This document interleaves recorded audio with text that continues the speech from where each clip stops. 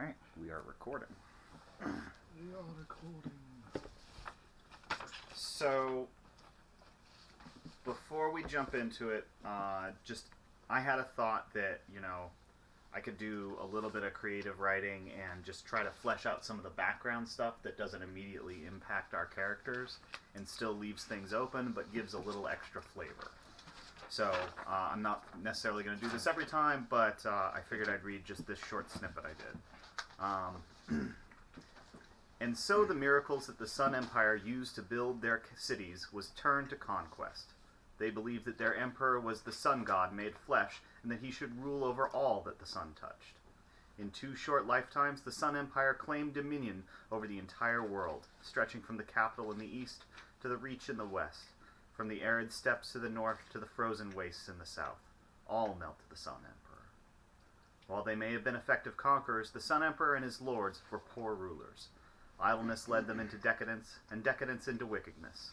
Their miracles were squandered on vain pursuits and petty squabbles. Those that still possessed righteousness in their hearts fled the cities and the evils that dwelled there. One by one the righteous were found by the morning star, who would come to lead them and prepare them for the dark times that were to come. Excerpt from The Secret History of the Star of the North. Cool. So if anybody else has ideas like that, just throw them in the folder. Little vignettes. Yeah. Yeah, that's awesome. So, to start off with, we don't do highlighting stats. We gain experience on misses. But what we do have are entanglements. So, let's start with Beatrix, because her character class is first in alphabetical order. Sure. Beatrix is... Oh, do you need... you were saying you need I found hers in the book at least. Okay. Okay, so...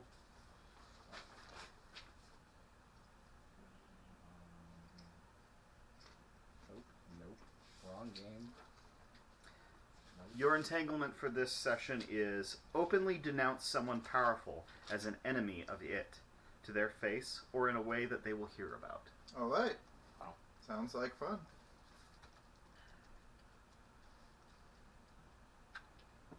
Alright. Torin.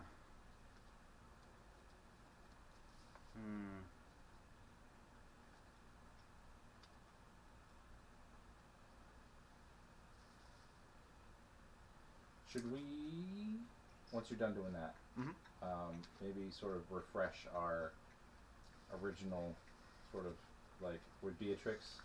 I've encountered her, and I fear her, and I fear it. Just go over those for each of us. Just Yeah, sure. If we want to take a couple minutes to do that, that'd be great. Because it has been like 3 weeks, so. Right, yeah. Your entanglement is let someone you care about in on secrets you are privy to that they probably should not know about. Was me? Yeah, that's your entanglement for this session. Read it again. It's on the character sheet. It's on your character sheet. Oh, okay. Gotcha. Under I got relationships. it. I got it. Alright. Gozar. Do people have an extra pen, too? I came ill-prepared tonight. Sorry, I don't have my tablet that had all my stuff on it, so... I can check in a I have it second. by memory, luckily. Okay.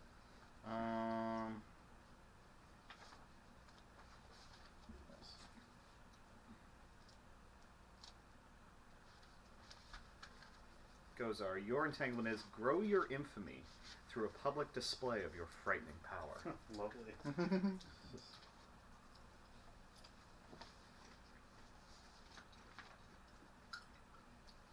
And Felix.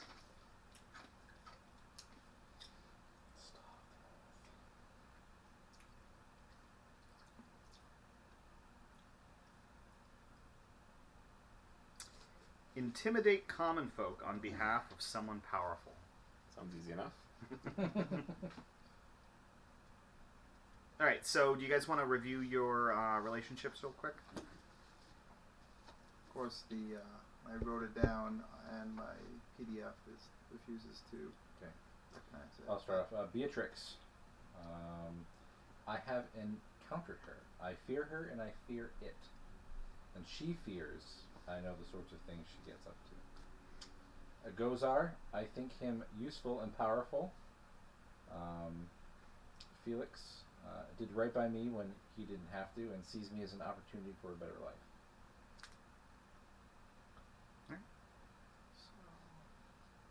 You ready?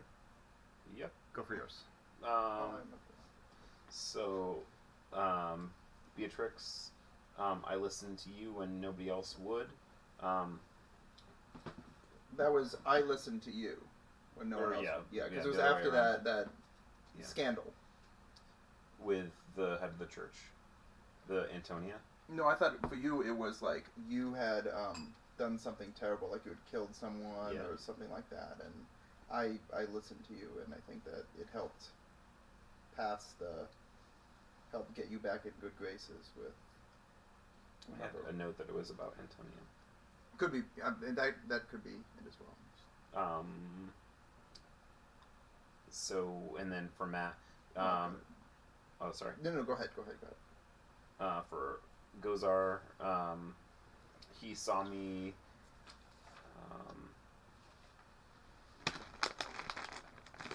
I think I wrote the beginning of it then, but I didn't. Didn't I see you commit some wicked act or something like that? He saw me follow through on a well-deserved threat. So, and that was the public, the public killing. Yeah. That's the thing. And then, Dice, that's the thing. Laird Torin. Who needed a... Oh, yeah, good. Thank you so much. I did right by you when I didn't have to. And there was... I'm trying to remember the details about that now. That I think that you were... Wasn't it like my brother or something? Like, Yes. took care of that? Yeah, there was a family member that was... Trying for Yeah. power. I got mine whenever you're ready. Yeah, go ahead. Okay, so Laird Torin allows me to operate, fears it, knows the sorts of things that I get up to. I had crossed the what were we calling it? The Blight. The Blight, yeah. I had crossed the Blight when no one else could have, and no one else has, and I came out unscathed. And you know, when I approached the city gates, it was kind of a big deal. So I was immediately brought before Laird Torin and demonstrated my intimacy with it. And in return, Laird Torin allowed me to appropriate an old abandoned monastery and kind of turn it into my own little personal temple. I'm renovating that now. With Felix, kind of covered that already. And then Gozar, I need him to I want him to allow me to produce herbs, plants of behavior-altering substances, and that's what I need from him. That's all I have. Lord Torin, I had you think me useful and powerful. I don't think we established exactly how, but I think that's... Yeah, we did. We said that your family previously that's right. had been involved in like being a sort of assassin. That's true, yeah, but yeah. they sort of fell out, and Yeah. now you're poking your head up. Yeah. I think. And then with Beatrix, you want something from me, which Josh just put. Needs help growing the good shit. Which was just legalized in Fallcrest, I hear. Nice. You're welcome. Well, given that all the stress people are under, I can only... Alright, so there were a few things I wanted to hammer out just as sort of like bookkeeping stuff. So, Felix, you had a boss who I can't remember the name of, because with your permission I want to pretend he never existed. Oh, okay. I want you to report directly to Exarch Antonia, just for the sake of condensing the number of characters down. Okay. Like, as people get killed or become irrelevant, there will be new people, but for now I want to keep it at a manageable level. Okay. Um, That creates an interesting triangle between the three of us too. yes. So. Oh, it's like I was reading the rulebook and doing what it told me to do. Gozar, your family, the Thornberries, they used to have a position of relative power where they offered some clandestine services. As they fell out of power, my thoughts were that they used those skills for less than legal pursuits. Sounds about right. Yeah. Okay. So I thought that was a good idea. Yeah, And sounds about right. Yeah. I wanted to run by that. Considering with some of my moves, yeah, that works out well. Yeah. Let's see. Anything else? Okay, I'll send you the link for this. No. Okay. Do I have a volunteer, or am I just picking at random for who's going to have the scene first? I'll start. I don't mind. Okay. I wanted to add a detail too about this is something that I had thrown, or at least throw it out there for consideration. It was like nigh impossible for people to travel through the Blight, but regularly the Order or the Star of the North had groups travel from like city to city, and it was usually a legion of troops that traveled because it took that many people to not to succumb to the Blight. It would really help out in my mind if I just sent the whole group. if we could say like right here Mm-hmm. is where we are. Yep. Right?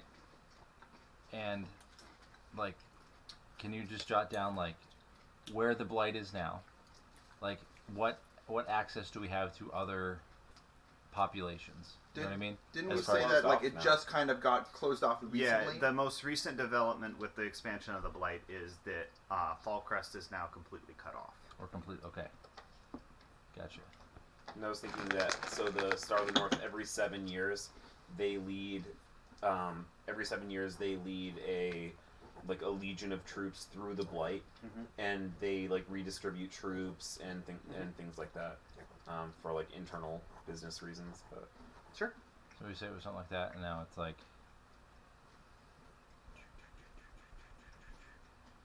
Yep. okay. It is art. It's art. Just need a visual. Yep. Ooh. I got that too. I got a buzz. Who's that? What's those? That was Josh. And Matt and Josh. All right.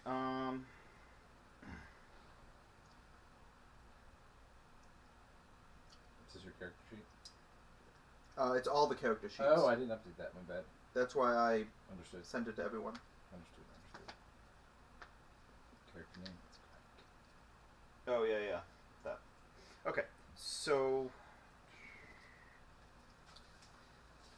Beatrix, Yes. you're in your temple Yes.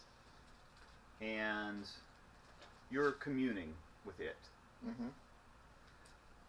When that happens, what is there? Are there forms that you follow, or is it something just sort of freeform? You like speak from the heart, and it hears you, and it speaks back. What's So- that like usually? Okay, so there is there's an altar. So imagine like the main nave of the temple. You know, pews on either side, but most of those pews I've like reappropriated and kind of used as essentially lumber for building like these separate antechambers, rooms for activities. But at the center and the back of the temple, there is like 3 or 4 steps up, and then there's a wider expanse, and in that expanse, at the back in the middle, there is a small, modest altar. But in front of the altar, I've hollowed out some of the floor and filled it with water, and so it's about a shallow pool, so about a foot deep. Yep. And when I do my communion, I will kneel in the waters and kind of place both palms face down and begin to pray over and over and over again. And with each completion of the prayer, I'll bring the water up and place it on my face, and then bring it back down. Now, is this something that you do privately after hours, or is it something you do when people can be coming and going? Oh, I can. It's pretty public. Okay. So I'll do it whether or not people are there. I don't have. I don't make any notice of people if they are staying to watch or if they're not there at all. Okay. It's independent of any audience. So much like the character review order, you don't care if they watch. Nope. I mean, I am naked for it, so important point. yeah. So if I get an audience, then it's just free marketing. All right.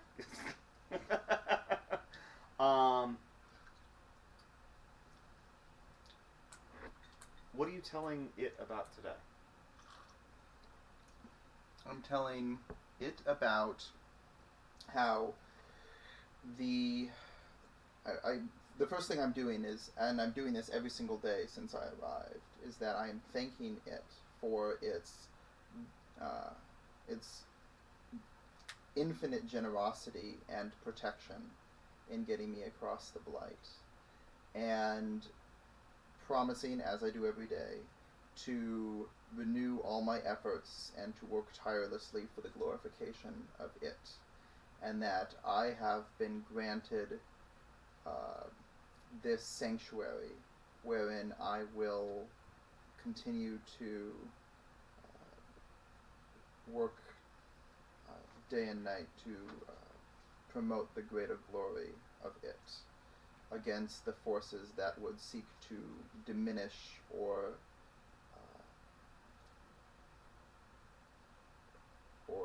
undermine its power and glory. Yeah, and so it's pleased with your report. And it speaks to you directly. Good. That is good, my child. Continue your work. Expand our influence. Make ready for more of my children to come. So Beatrix's heart is going to flutter in her chest with excitement at the prospect. And I did not. I am ever so grateful, Your Exaltedness. I did not suspect that my efforts would pay off so quickly with such reverence, and I cannot thank you enough for the endless well of patience and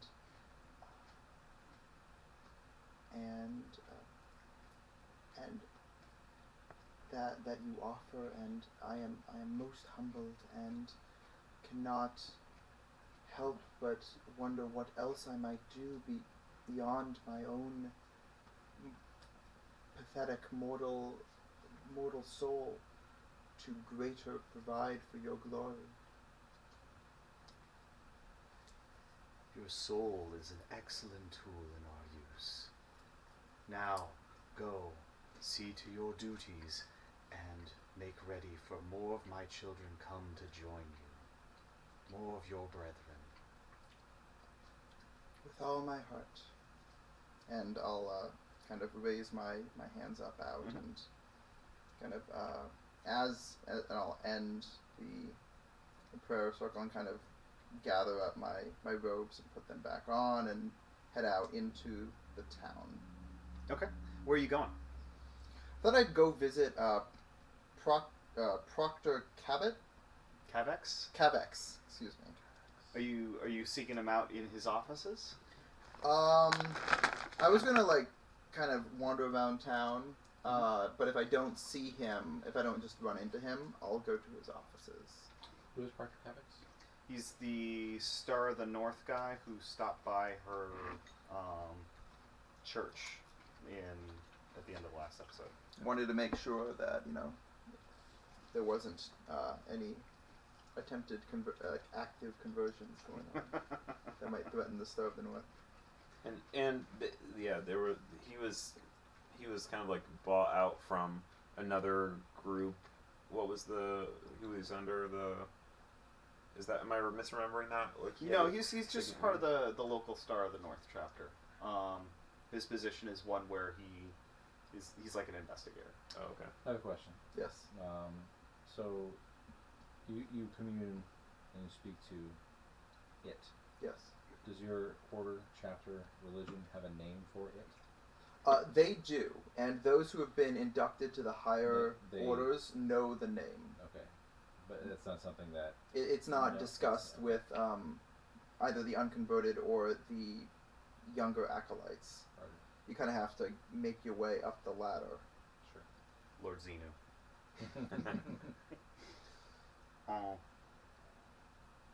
So yeah, you don't see him out on the town, but I assume then you make your way to the Star of the North headquarters. Yeah. So it's another building that's a lot like the main keep where the Lord of the City lives. It's smaller, not as tall, a little bit wider though. Definitely not as grand on the inside. Much more austere. But there are banners that go by every door. Long blue banners with a white 8-pointed star emblazoned on them, with the Star of the North crest. As you go in, you're greeted by a low-level recruit who is effectively the secretary. And after a few minutes of talking to him, he directs you to where you can meet with Proctor Cavex, and sends word to the Proctor to meet you there in one of the public meeting areas. Because they're not going to allow you back into the Oh no! I the area wouldn't expect proper. that. So he eventually comes out. You're waiting about 10 minutes there, and he looks surprised to see you. Like, he made that offer about potentially providing aid, but he looks like he's surprised that you're taking him up on that. Mm-hmm. Beatrix, actually, it occurs to me that I don't know your title. What is your title?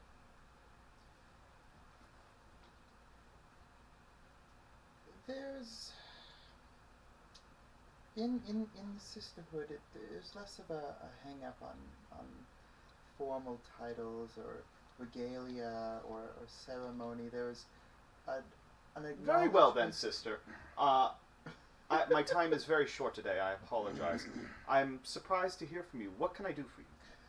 Yes, well, it occurred to me that in our last meeting you offered me, and with such generosity, the services of a carpenter or a tradesman who might be able to assist me in the refurbishment of the temple, and I wanted to, it occurred to me that I did not have the opportunity to thank you with the with reciprocal generosity, and because of that, I just wanted to let you know that my services, while they are limited to myself at the moment, are of course open and welcome for your indulgence, as I understand that you are a very important man and you have many duties to attend to, and with the stresses that the city is going under, a man in your position must feel that there are avenues that other men may be able to utilize to relieve their own personal stresses that may not be available to you,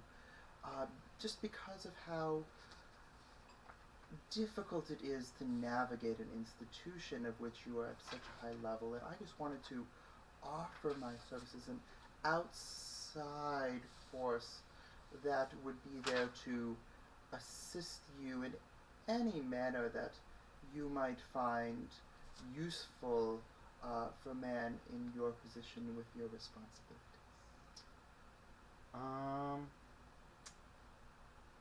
So are you trying to persuade him to do something, or are you... Just because I think at this point we should make a roll. Yeah. And I think it's either study a person or persuade with leverage. I'm trying to study him at this point. We're, Okay. we're really just getting to know You're him. just sort of probing him? Okay. Yeah. Roll study a person. That's plus sly. Okay. Are there any... Right there. That is a 9. 9. Okay. So on a 9, you'll pick 2. Okay. Go ahead. Oh, I've okay, thanks.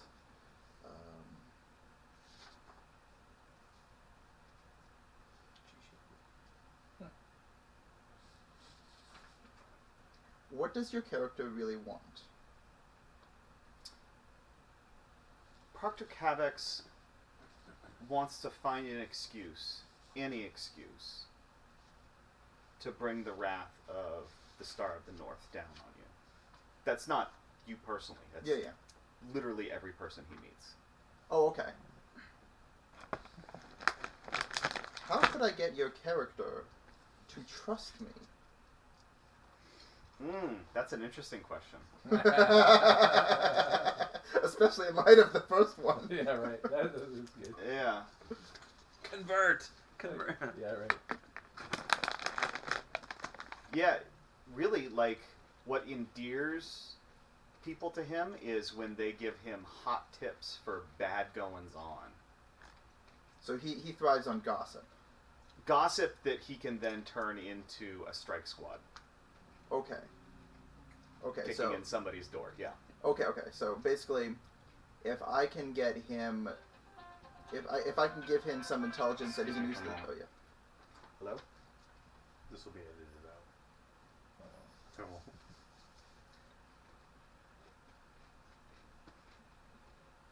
Okay. Alright, thank you. I do actually do have change. Jalapeno. So basically, the if I could give him intelligence that he could then turn around and use to like Punish somebody. then he would trust. Yeah, he would be much more open with you. Okay. So, Proctor, it is obviously I'm rather new here, but my line of piety allows me access to any number of people in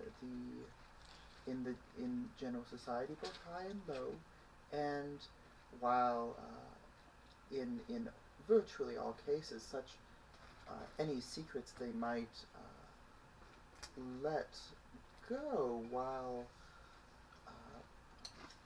let loose while in the throes of active relaxation.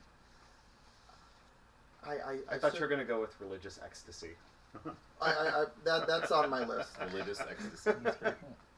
I know that that sometimes a higher calling demands that I reach that, though of course in circumstances such as meeting with you, I would never seek to betray anything of that sort. But I just wanted to inquire if there was an avenue with which, should I come across such useful information, if there might be some way I might be able to contact you directly. So his body language changes completely. He's suddenly not disengaged from this anymore. He's very interested. He pauses for a moment to collect himself. He says, well, yes, if you were to come to any knowledge that could help us defend the righteous and punish the wicked, we would be very grateful, and we would do everything in our power to see to it that you were properly recompensed for the effort you provided and what we accomplished together.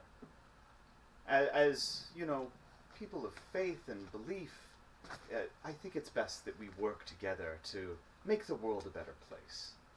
Of course, and in such difficult times as these, it is all the more important for us to unify together with what we have. And I know, speaking for myself, being alone among my sisterhood in this place, it is incumbent upon me to seek the protection of the stronger powers and to recognize the usefulness and the gratitude that I can provide for those powers.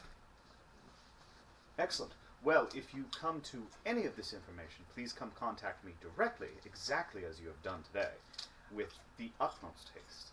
So I would be only too happy to do so. My only concern would be if it is of a sensitive, perhaps internal nature, if there were fewer lines of communication that I might be able to, that I would have to cut through. I am not impugning any one of you or your order, but my concern would be that if I had sensitive information, and if it included some persons who might hear of it through the normal channels, My concern would be ensuring that it got to you personally.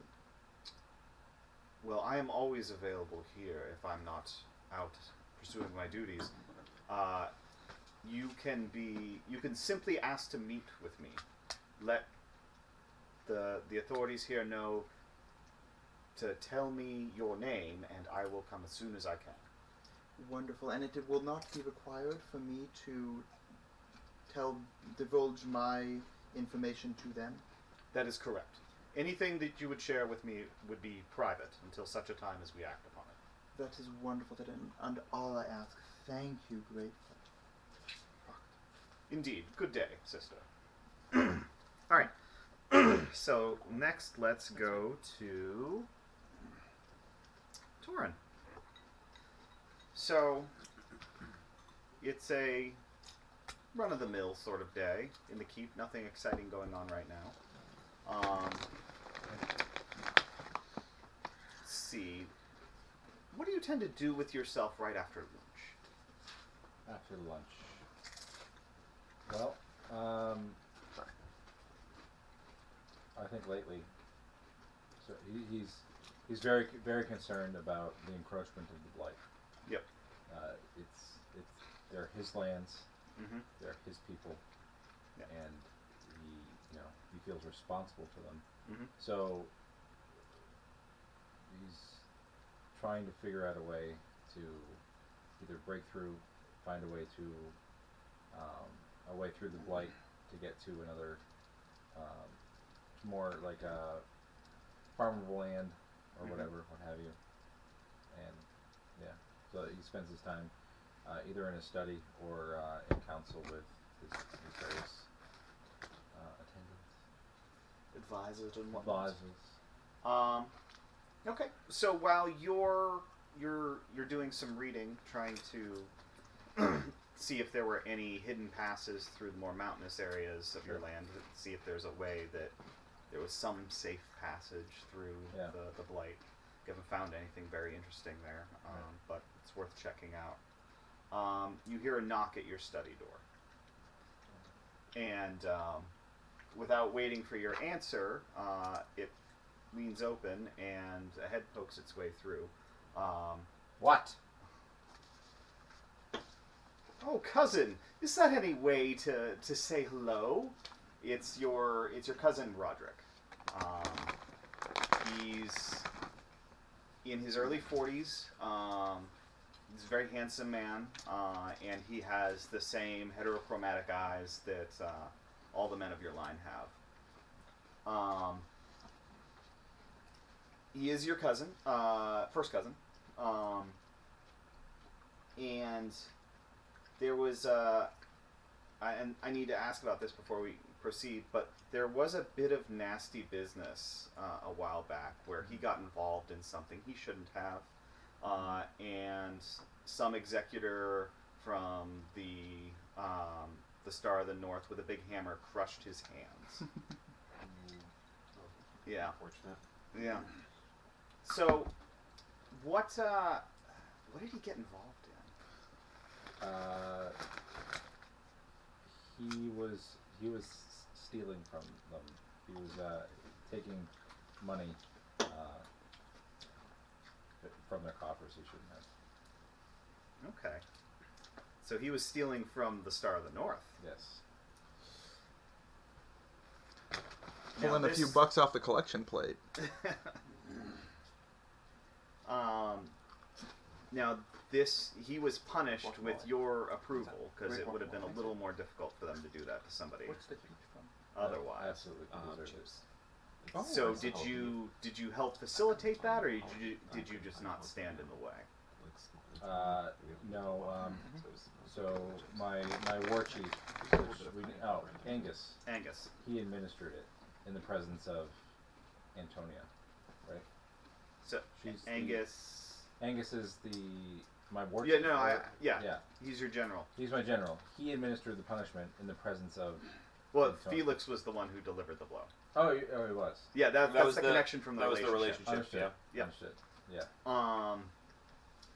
So he was stealing from the stars. Yep. Wasn't that And- convenient for you? There you go. But so what I'm wondering is, were you involved in getting him caught, or did it just happen and you didn't get in the way? So refresh my memory, but my interest is with Antonia, right? Yes. So she brought it up, and I had heard something. So yes. Does he know that you did that? No. Okay.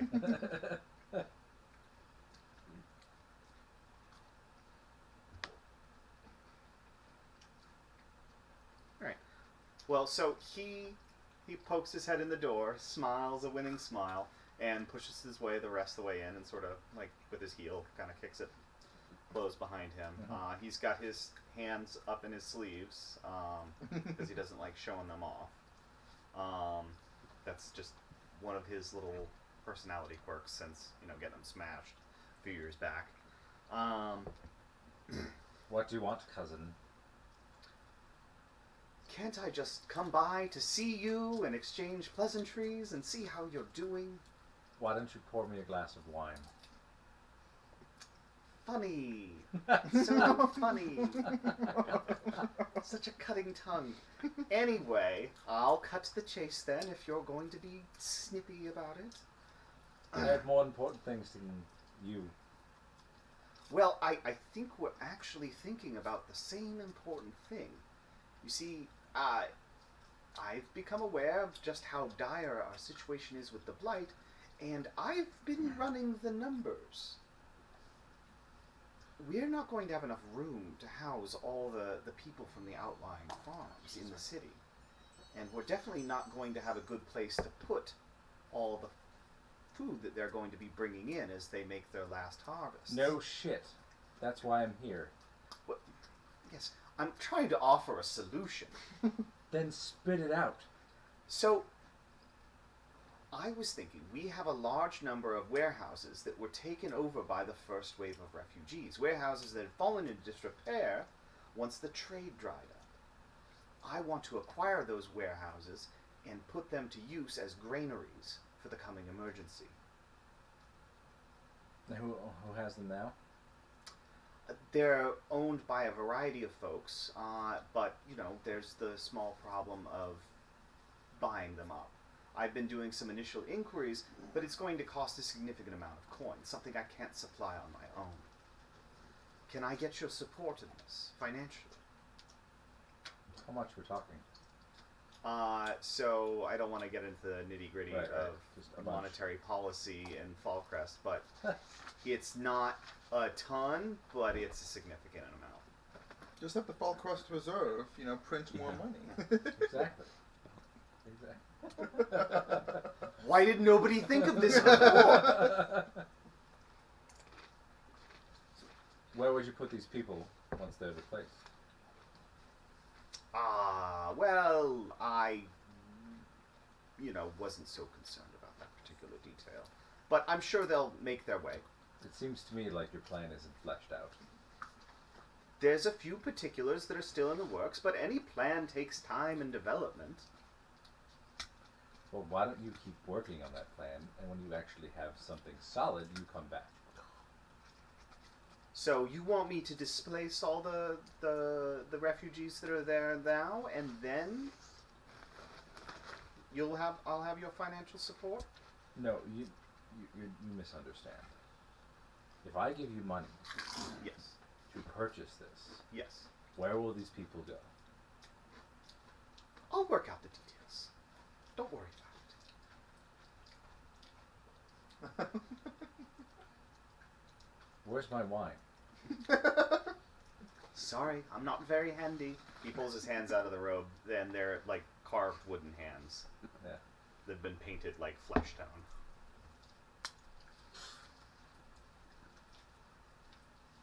Tell you what.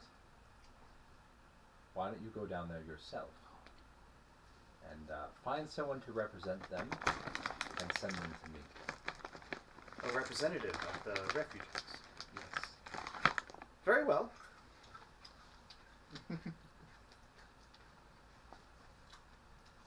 Tell them I'll speak to them at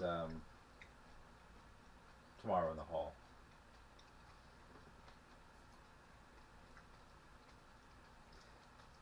I shall do it with the utmost haste, my lord. Laird, right? We can change that. Lord's fine. We'll go with Lord. Yeah, we'll easy. roll that one Lord's back. Lord's easy. We don't have the accent that makes that roll off the tongue nicely. No. Laird. Laird.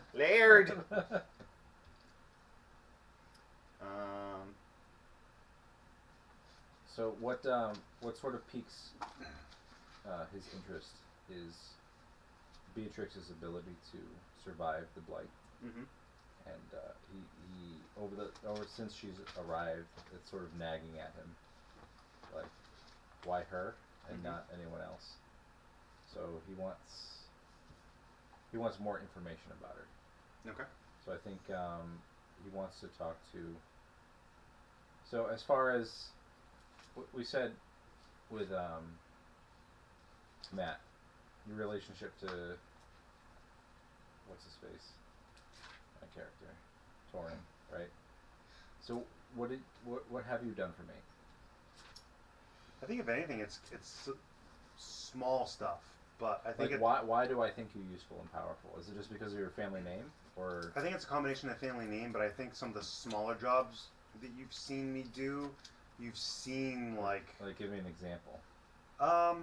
I'd say, let's say if there's somebody you needed, because one of the big things for me now, like with this character, is kind of his, just so you guys know, is kind of a Hannibal Lecter kind of a thing. Right. So he's very much into the killing.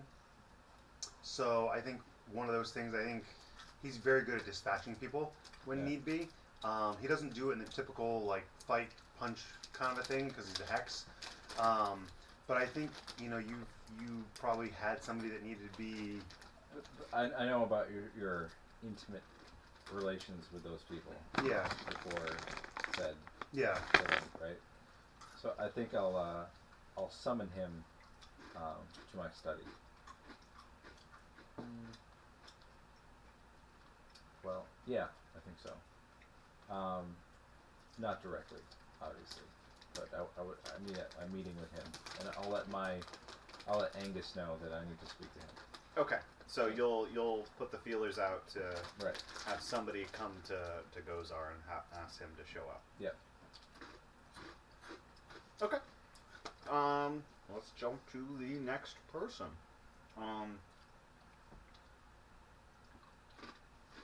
Excuse me.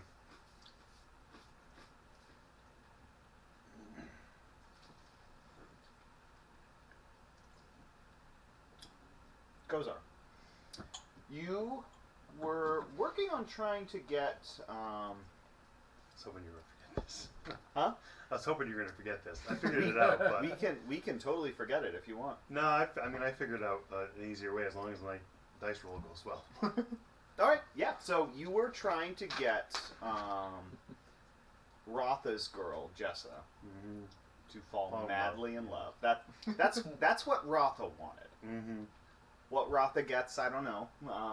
We'll figure that out. But the deal was he was going to come work for the Thornberries if you succeeded. Yep. So I think I was at the point where I was getting ready to knock on the door. So we'll do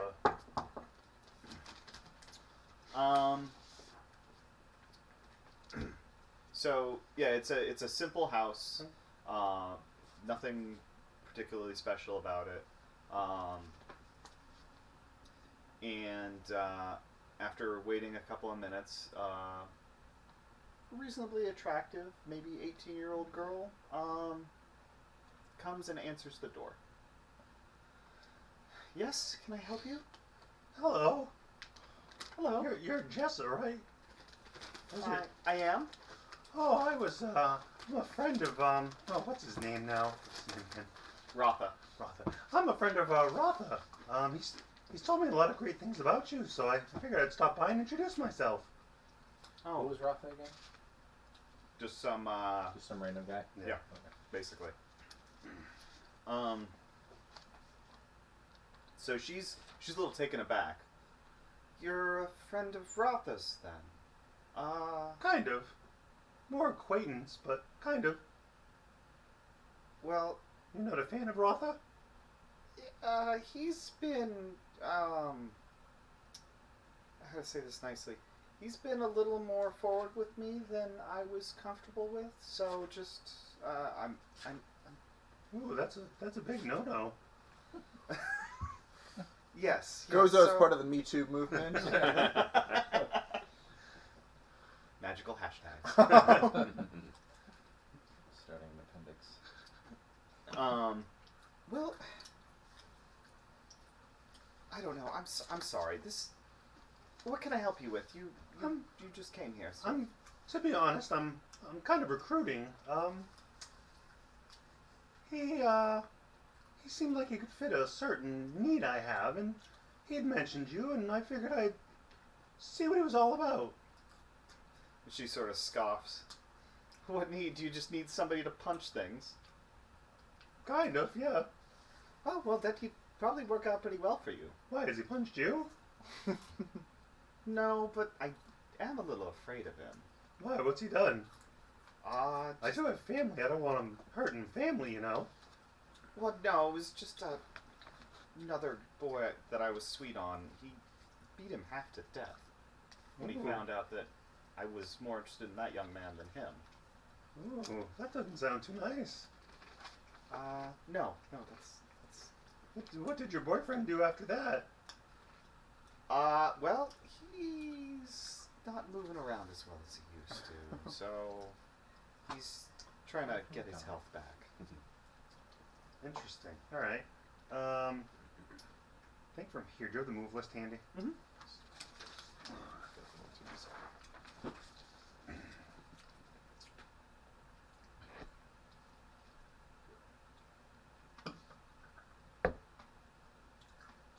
All right. I think I'm going to roll here.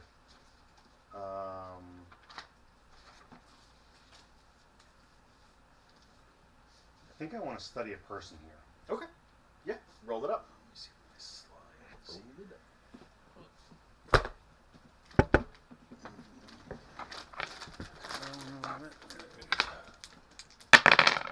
That is a 3, 8, 9. 9. Okay, so you get 2 questions off the list. All right.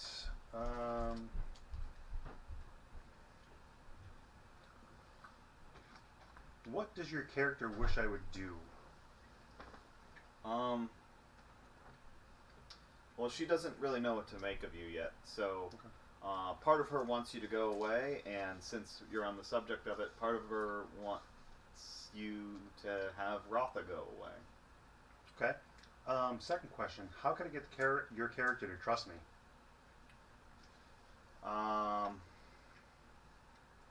It's a tricky one. I think it's going to be you would have to demonstrate that you're not here on behalf of Rotha in some way. That this isn't some sort of trick that Rotha is trying to pull.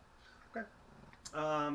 But it's not going how I thought I was going to go. All right. So I think from here, he's probably going to say, so based on what you've told me, it sounds like I probably really shouldn't hire him, but probably kick him to the curb, huh? No, he'll be fine if you don't hire him. He'll work in his dad's smithy, but Would you trust him with your family? no, absolutely not. I have younger cousins that are female, and I wouldn't want someone like that around. No, you would not. No, you would not. Okay. What else do you know about him?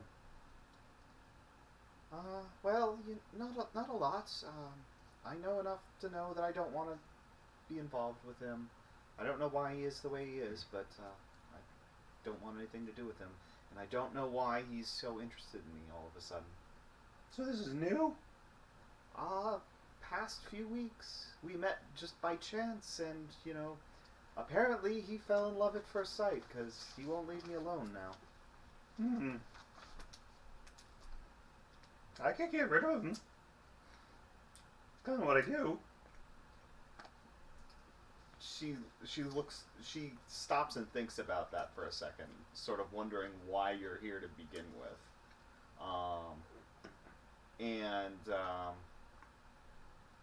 she's sort of, hugs her arms to her chest. She's like, "What do you mean by get rid of him?" He kind of laughs. Like, well, we make him leave town, of course. Right. See, I'm part of a pretty, well, used to be part of a really important family, and trying to build our name up again. And I first met him just a little while ago, and he seemed like a really stand-up guy. But the more I'm starting to hear about him, I'm not really such a fan.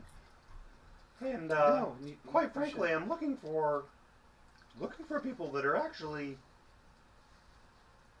truthful and a little honest. Sure, you can have a little bit of a temper here and there, but not like that. Oh, excuse me. Yeah, so he sounds like he caused more problems, so I didn't mean to bother you or anything, but I was kind of just trying to do my reference check, so to speak. Oh, okay. So, Like, it finally clicks why you're here, because she hasn't quite been able to figure it out. Yeah. Now. yes, I'm really just doing the, reference check, and I'm sorry to have bothered you, and, if you're ever looking for work, you seem like a really good person. You seem like you'd fit our organization quite well. She sort of laughs. You don't even know what I do. What do you do? Well, honestly, not a lot. I'm nothing special. I'm just a scribe. I copy books and parchments. That's important stuff. Well, it's decent work. It's not exciting. Did you study history at all? Not study so much as, copy. What do you know of the Thornberries? Oh, you're from House Thornberry. I am, yes.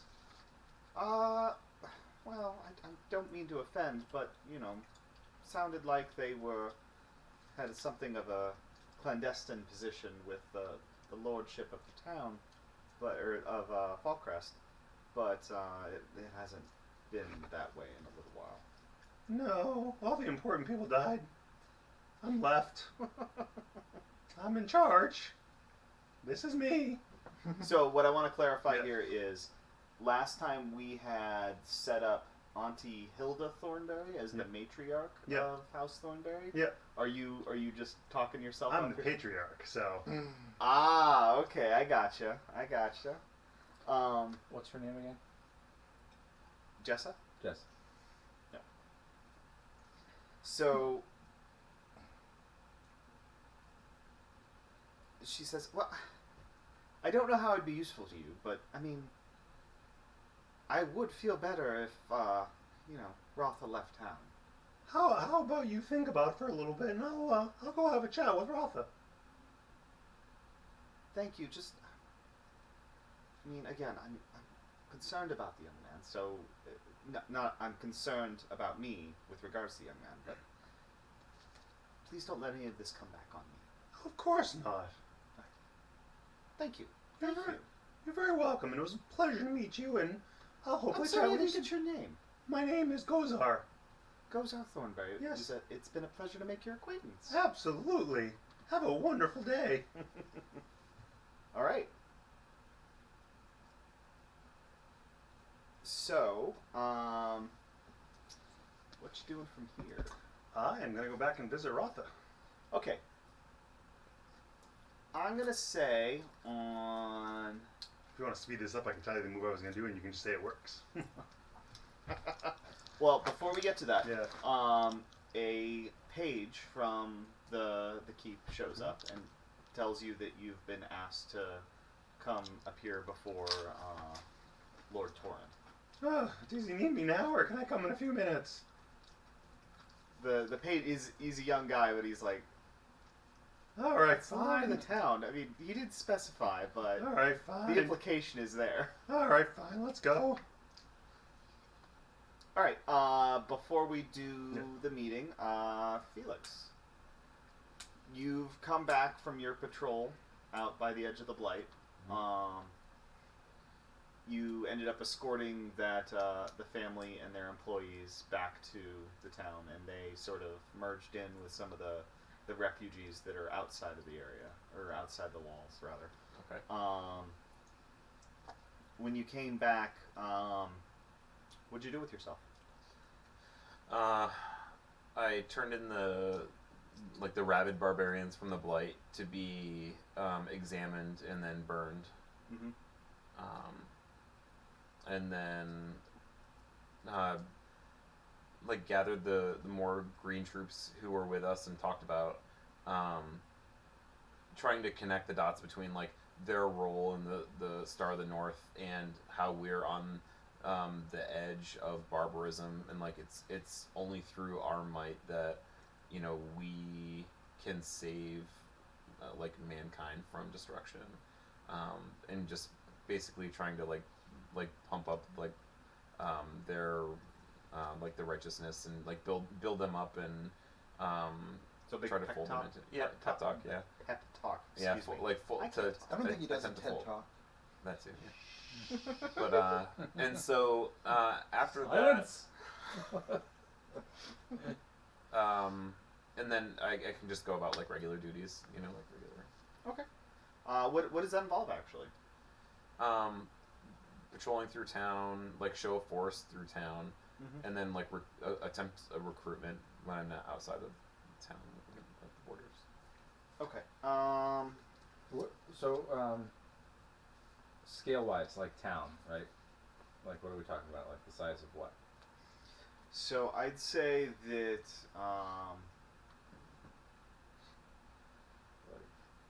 well, I don't know. So what are we thinking for Like, population? where's the population here? Like, when you say like recruiting and stuff like We that, say overpopulated. It's but, overpopulated. yeah. Like, but overpopulated with reference to the. like, how big are we talking? I mean, about? it's got to be big enough that a fully separately defended keep would make sense, right? So we're talking probably at least like, I don't know, 20, 25,000 people. Yeah, I think that's I think that's a fair range. Pretty big, yeah. Yep, especially with Because you've got your own like inner walls, right? Like you've got like a citadel, essentially, right? Like a separate fortress within the greater right, city walls. especially like if this religious organization has their own, I would Yeah, say so it's got to be big enough to it's pretty support big, that. yeah. Okay. Yeah. So it's probably what, 1 square mile, 2 square miles inside the walls proper? Yeah, To support I'd that say so sort of because we're population? dealing with like feudal connections here. So we don't have skyscrapers. Yeah. We also don't have we don't have single family suburban sprawl. Yeah. It's got to be tight enough for the city walls to actually make sense. Okay. Well, remember in this case, the city walls existed before the city did. Yeah. So that's part of the limitations of Fallcrest's urban development. So let's see. Chris, could you toss me that Pepsi? Actually, do you mind if we take a quick break? Okay, Yeah. that works. All right. Okay, and we're back. Um, Awesome. so This was from Walk of the Tongue. Oh, you didn't get a haircut though. That's a good sign. after you finish with your post patrol duties, you're called to meet with Exarch Antonia. Okay. So you arrive in her chamber, her meeting chambers, and she asks you to come sit. Just get up off of my deferential like kneel and Mm-hmm. come sit down next to her. He's more comfortable being the heavy and like the thumper, and he's a little bit uncomfortable in political situations. Yeah. So this makes him a little bit like nervous. He likes his interactions. He prefers a pretty not a lot of dialogue and go do this. Yes, I can do that. That kind of thing. So small talk makes him nervous. All right. Well, once you arrive, she gestures for you to sit across from her. Executive Felix, congratulations are in order on another successful patrol out to the Blight. The men took command well. Of course, as is all we ask of them. Now, I have another job for you. it is going to be a little sensitive. We have discovered a prostitution ring, and we found That happens everywhere. and we've found one of their illicit houses, and we need it taken down, but we need it done quickly and quietly. We believe it's a part of a larger operation, and we don't want to unduly warn those that the other operators. Understood.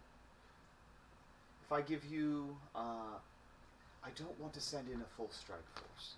I want this to be quiet and quick, and it needs to look like the place was destroyed in a fire. This is different than other tasks that I'm ordinarily assigned, Mistress. I know, Executor, but you've shown remarkable resolve in all your duties, and while this is a challenge and outside of your norm, we absolutely believe that you could accomplish it. Can I ask the need for if the more information that I have is going to ensure the better job that I'll be able to do a better job? Ask. Why is it that ordinarily when we bring the wrath, bring wrath down upon evil, it's twofold, not just to punish those who have done wrong, but also to serve as a message to others to tread along the path of the righteous. Yes, and normally that is the best way to go, but in this particular case, we believe discretion is important. The reason for this is that our information tells us that it's a part of a much larger criminal organization, one that has been under our noses for a significant amount of time. If we unduly alert them, we may lose their trail again. While we have our agents looking into finding more leads for us, we want to strike at one of their operations now that we have the opportunity to do so. Are you concerned about reprisal? Is that kind of the reason? Is that another reason? I will not go into the particulars, but there are many reasons that this should not be open war this time. Understood. What kind of defense can we expect? Nothing out of the ordinary. It's a low-key operation, so you can expect a number of muscle, hired thugs and such, but we don't think there's anything in particular that's unique about this establishment. I believe, based on your records, you've been involved in strikes against similar establishments in the past, though you'll be going in without support this time, and you'll have to be clandestine about it. I'm to do this with no troops? No. We cannot risk a full deployment. It would draw too much attention. So, I'm sorry. Am I to do this alone then, Exarch? You are. Okay. Do you think you can handle that? Provided that I'm only going to be expected to stand up against a couple of hired thugs, that shouldn't be any trouble. We're not sending you in naked. You're going to be fully armed. Yeah. Just you will not be wearing the vestments of our order. Okay. And I'll kind of say like, and I'll lean down or look down to Judgment, kind of like, sadly and Yes, I'm afraid your favorite instrument of justice will have to sit this one out. kind of like hang my head. But I have another sword. I have a sword also. Mm-hmm. So Yep. Yeah. Unregistered, doesn't have the serial number on it. Yeah. I sanded those off. So. Okay. And I'll say, depending on the time, like I'll see to the completion of this task immediately. Thank you. Take all the time you need to ensure that your operation is successful, but do not tarry. And then we don't need to role play out, but I'll ask details about like location and And whatever else she she's will giving provide you. those. Yeah, she hands you a small dossier on the structure and its location and what they know about it, which isn't really much aside from that it's a brothel and it's a part of a larger organization. Is any information given about the organization? No. Okay. I'll change into like plainclothes civvies, and I can. Well, civvies under or over your armor? Are you going to be wearing armor for this? I can wear like a light. So the armor that I have is like elaborate. It's like emblazoned with like morning stars and stuff like that. So I feel like, but I'm sure I can. I might have, if you're coming in heavy armor, regardless of who it's got a sigil on it from, it's obvious that you're there to wreck shit. Yeah, and so I can have have like training armor, like leather or something and then maybe like wear a cloak or something like that over it to be more concealed and less like clunky. Absolutely. And just do some like some reconnaissance, just to check it out before I smack some heads together. All right. So you wanna case the joint? Yeah. Let's go with. I think this is gonna be study a situation. Okay. So. I'm obliged to ask: is this Beatrix's temple? That's what I was thinking too. You're gonna find out here, I guess. So. It depends on your role. I have a rabid dog let out of its cage. When you are set to undertake an act of violence that someone has tasked you with, I can roll to get bonuses on study a situation or whatever. Yeah, go for it. So I didn't bring any of my dice tonight, so here's hoping. I'm still foggy about the like take one, hold one, and it's a 7, so it's a partial success. So what's partial success on that move? Get you. On 7 and 9, pick 1. So I can use fierce instead of sly. I can get a +2 to act on information from study person. So if you study a person or a situation and you act on some information there, if that requires you to make a roll, you would normally get +1. So the +2 replaces that. Or I can get a +1 harm. Yep. Related to my order. I might do that. +1 harm? Yeah, just because I'm like handicapping myself by not taking judgment. So. Okay. Yeah. So you'd be running with a sword that's 2 harm instead of the 3 harm judgment. Is it so? The gear list has an additional normal weapon of my choice. So, if that's an option, or I thought it was like 1 and 2 was an I believe like 1 harm is for small weapons or like daggers, quarterstaffs. Okay. Whereas normal hand-to-hand weapons are 2 harm and like big heavy weapons are going to be 3. Gotcha. Okay. Awesome. Yeah, I'll do that then. Okay.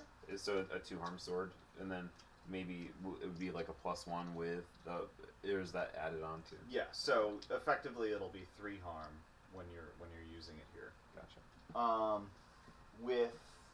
So go ahead, and you said you wanted to do study a situation, so go ahead and make that roll. That's plus sly.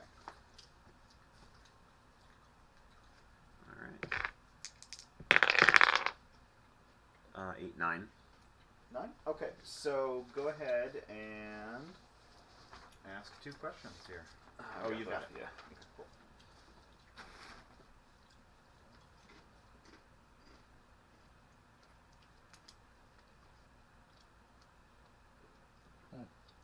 Yeah, I know here.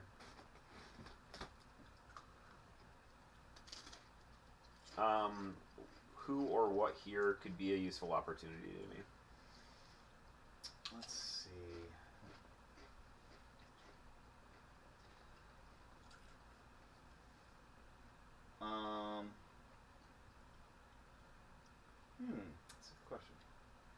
I'm going tactical first, and then like juicy later. You know, like juicy. Yeah. So you get a look at the structure. It's a freestanding 3-story building. It doesn't look particularly well maintained or well constructed in the first place, but it's reasonably large. Could easily have 40 or 50 people in it. And you, from outside of it, you hear music coming out. Actually, I should ask at this time, what time of day is this that you're casing the joint? Probably nighttime, because they're going to be busy entertaining people. They'll be, I mean, it'll probably look less obvious than me casing a joint in daytime when they're not, you know, when they're not around. So probably evening. Okay.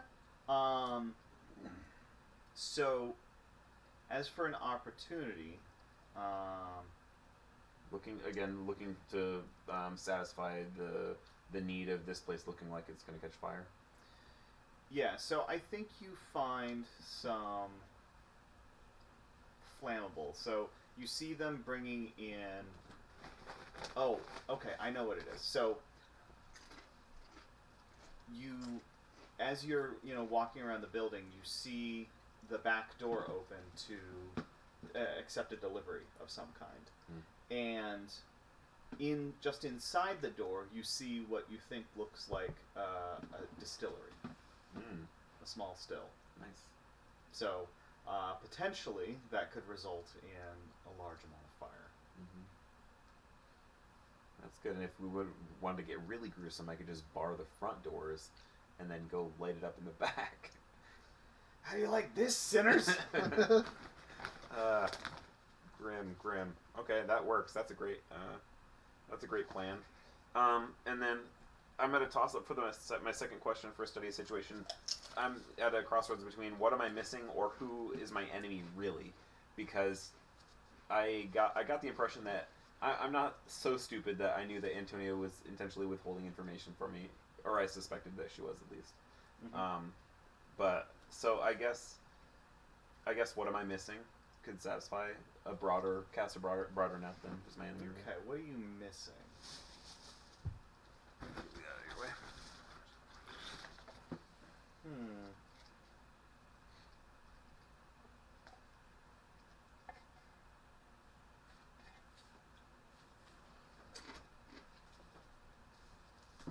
So, on your first pass, you noticed that, there were, it's a 3-story building, and there are a bunch of windows, of course.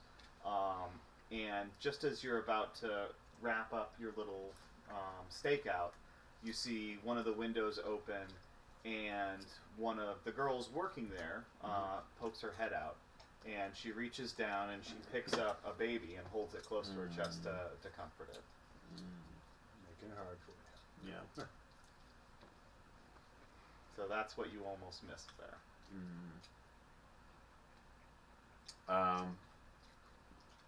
I'll go up and I'll approach her just in conversation. So she's like 2 stories up. Oh, okay. It's not to the ground floor. Not on the ground floor. Oh, Yeah, sorry, she's up a fair distance. Okay. So she doesn't even really notice you. Okay. You're down on the ground. No, that's fine. Yeah. And then you see her kneel down and pray to the North Star. Throw the baby. Seal the So you set the I'm building, open. You set the building on fire, then catch the baby as they shoot off. What a hero! I'll before setting this up, before completely setting everything up, are there like torches and fire or accessible, like some fire source? Yeah, you've got some, like, looking inside, it looked like there were like oil lamps and stuff. Okay. Mostly mounted on walls, but there are a few ones that are loose. Okay. I can go in and act as a patron to try before I set this up. That would weigh pretty heavily on my conscience. Torching a little baby. So I might. Well, how about you Yeah. think about what your Yes, approach is okay. going to be, and we'll Yeah. switch to somebody Sounds else. good, yeah. Josh, let's come back to you in a minute because we've got two characters that are going to meet here.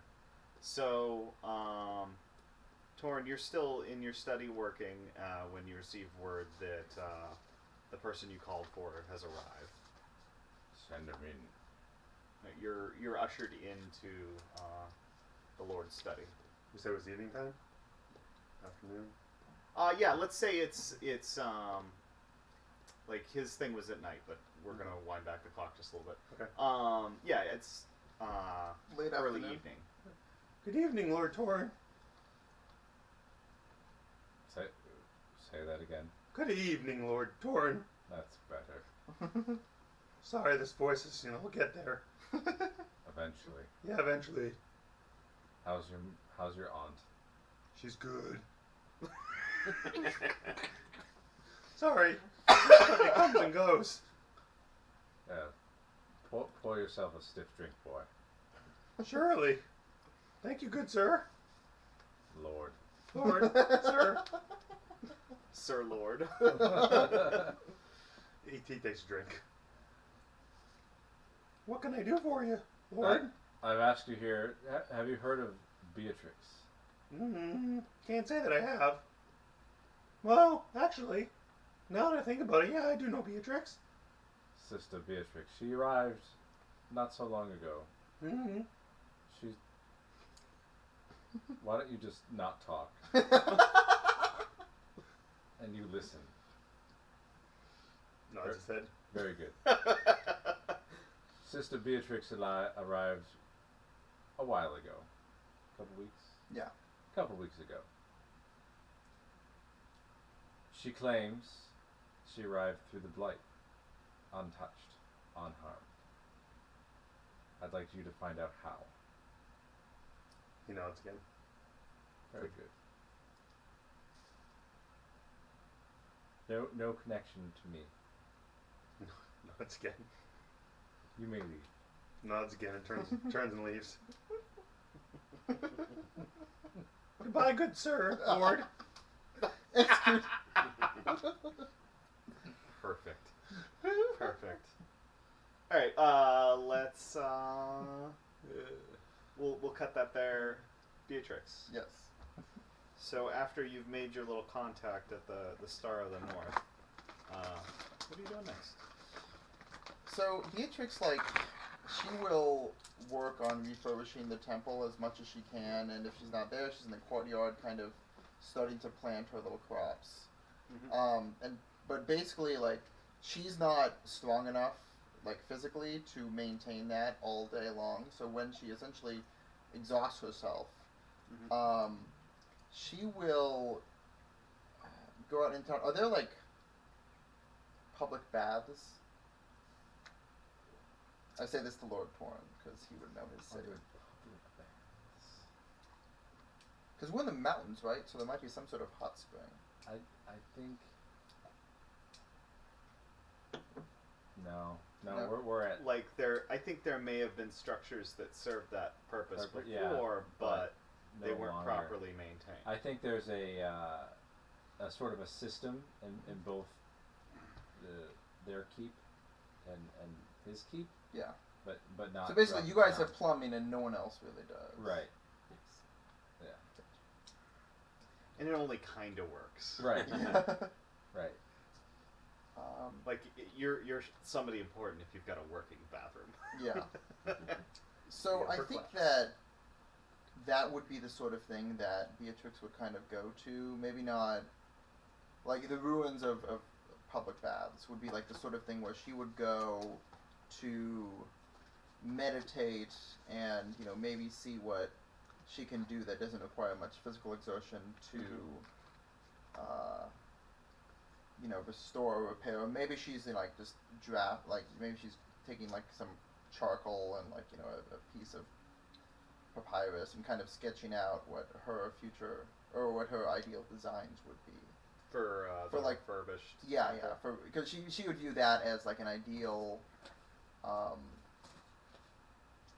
satellite, I guess, of the sisterhood, which would be the sort of place where they would have they would have recruiters essentially there. Mm-hmm. Okay. So you're doing this, and that's how you're spending your afternoon. Yeah, I think that she's not.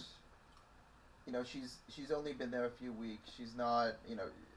She hasn't actively attempted to convert anyone because the temple's not really ready at this point. Mm-hmm. So at this point, she's kind of in the planning. She's just kind of like planning and brainstorming how she would ideally like the city to look. When the glory of it kind of finally crests upon the city.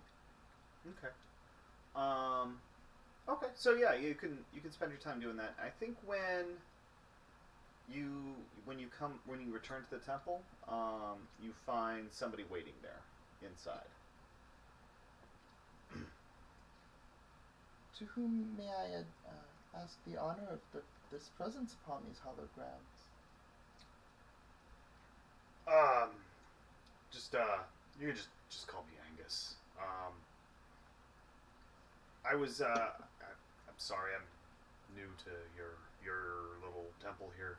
I was just wondering if there was somebody I could talk to. There's always someone to talk to, dear Angus. I am Beatrix. I am the custodian of this temple. I'd be only too happy to have a dialogue with you. I apologize for the activity that is going on here. It is not as welcoming superficially as I would intend it, but I assure you that where it matters most is that you are welcome here. So you are more than welcome to take a spot. And she'll gesture to one of the pews that she hasn't kind of disassembled yet for reuse. Yeah, sure. So I think rather than role play it out, he's just going to ask you about your beliefs, what you do, and ask you questions. So I want to emphasize that I'm not. Does he announce his title, or does he just kind of there as? No, he just says his name is Angus. Okay, but he's not wearing any regalia or anything like that? His clothes are pretty nice, but no, he's not. Okay, then I'm not going to assume that he's anything about anything, so I'm just going to kind of take him as so I'm going to kind of go into the, I don't want to call it the standard spiel, but I'm going to be mentioning how, the sisterhood of the Holy Vessel, it emphasizes that there is an inherent connection between ourselves and it, and through the body we can, through the body and treating the body as its own temple, we can better come to a closer connection with it, and that the sisterhood is devoted to all the arts that help those interested, achieve that level of physical and physiological access to it. I think he is actually picking up what you're putting down there. Yep. And he sort of inclines himself to avail himself of your services. Okay. Do you? I will accept. Okay. Now, did you have a move? Yeah. For this? Well, so there's when the beloved has sex with anyone, she gets she can hold one, and it's that she can. Hold on, I want to get the exact wording here. If you and another character of sex, you share it with them, hold one. You may spend any time to have them spread knowledge, fear, or wisdom of their choice of it. Okay. So that's just automatic. My special move here, and I don't think this would be... I don't know if this would be applicable yet, because I don't really know Angus that well. Yeah. But the move would be, when you confront an NPC's inner demons, Roll plus arcane. On a hit, you see and can interact with the manifestations of their worst actions, fear, thoughts, etc., and engage them into action. So, just to give you an idea about like what, assuming that Angus is interested, like it wouldn't just be like they're not just fucking. Like it would start with like an evening of like candlelight and like an active discussion and like a sensual massage, and then get to the sex. Yes. So my expectation would be over the course of that conversation, I would either implicitly or explicitly, depending on how open he was, get a sense of like what his thoughts, fears, hopes were. So he's pretty upfront about his fears. He's very scared about what the blight closing in on the city means. And he really just came there because he's freaked out and he needed somebody to talk to. That he got a nice evening out was a bonus. But yeah, that's really what he was about in this particular situation. Okay, so I think that like what would happen is basically after they finish, Beatrix would seek to confront, because she sees him as kind of an honorable, upstanding person, and his fears are of, he's concerned for the kingdom, he's concerned for others. I think she would try to release his inner demons to confront them. Okay, so what does that mean if you succeed? Okay, so roll plus arcane. On a 10 plus, pick one of the following to happen to the target character. They are freed of doubt, fear, or sadness. They forget something awful they have done. They are moved to forgive a wrong that someone did to them, or they are filled with mercy or concern for someone. On a 10 plus, the change is permanent. On a 7 to 9, the change will fade. On a miss, the target's inner demons are let loose. What sort of things will they whisper to you? What sort of things will they whisper to your target? Okay. So that's kind of the framing. All right. So you wanna try that on him? Yeah. Because I have no idea, like, really who he is. I didn't ask that. But... Oh, that's a 14. Wow. Okay, so... Fucked him up. So I will say that because he's told himself that he's kind of gripped by this fear, I'm going to say that they are freed of fear. Thanks. On a 10 plus, the change is permanent. Wow. Mm-hmm. All right.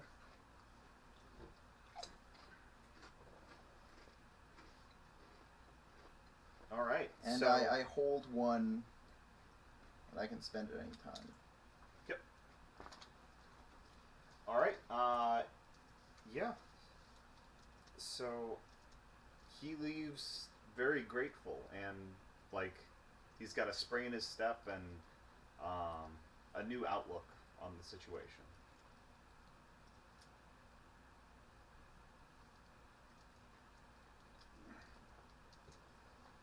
All right. And Good deed for the night. Right. That worked out nicely. Are those warm even without that? Or do you think it's okay? I don't know if it was more like the kind. No, there's some more in there. all right. So next we're either gonna go with Gozar or Torin. It's warm even without that. Whatever. A little bit, not bad. Why don't you do Gozar, because after that. That works out just fine. Excellent. Go evacuate yourself. I would. You're gonna miss a show here.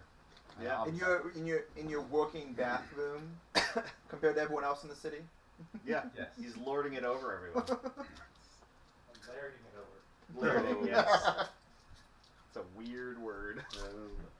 All right, Gozar. So, you just got done with your unexpected high-profile meeting. Yeah, yeah.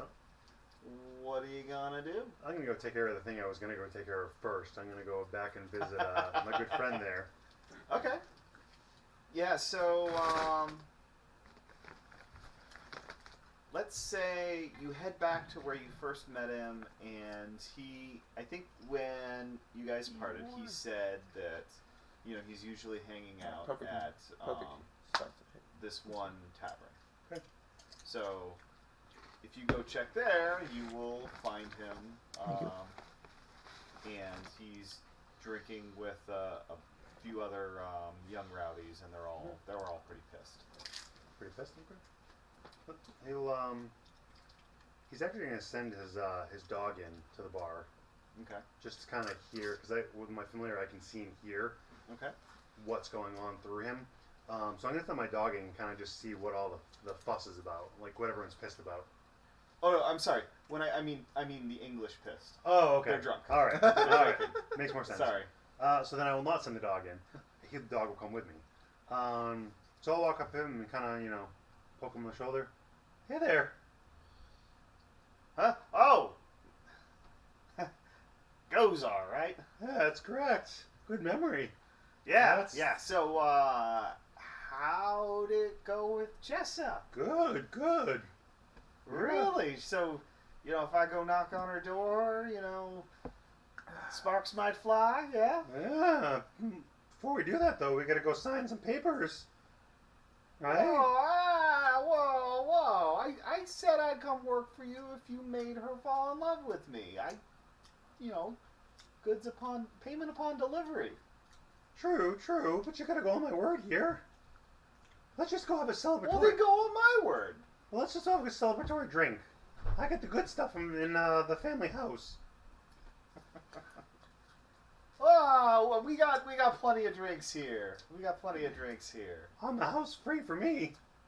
I don't have to pay for these. Well, come on. We're already here. All We're right, comfortable. how about one drink here and then you come have one of mine because I got the really good stuff. And trust me, with what she wants to do with you, you're going to want to have the good stuff. Okay. Well, We'll keep it quick, I promise, because I don't want to keep you from her. try persuade with leverage. What's the stat for that? That is Wiley. Where's the dice? That is a 7. 7. Okay, so on a 7 to 9, let's see, picks 1.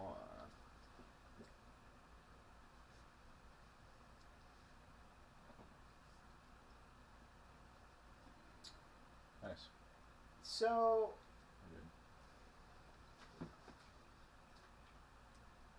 tell you what. We'll go have the drink. Let me go. Enjoy the fruits of your labors real quick. And then we can go and sign whatever you want to sign and drink whatever you want to drink. Alright, well, she told me she was going to be at the, Do we have a map of this place yet? Of, knowing what's there or anything? Nope. No. Okay. If you want something to exist, just tell me what it is. And it probably exists in the city. We'll just say wherever she works, currently. I'm not sure.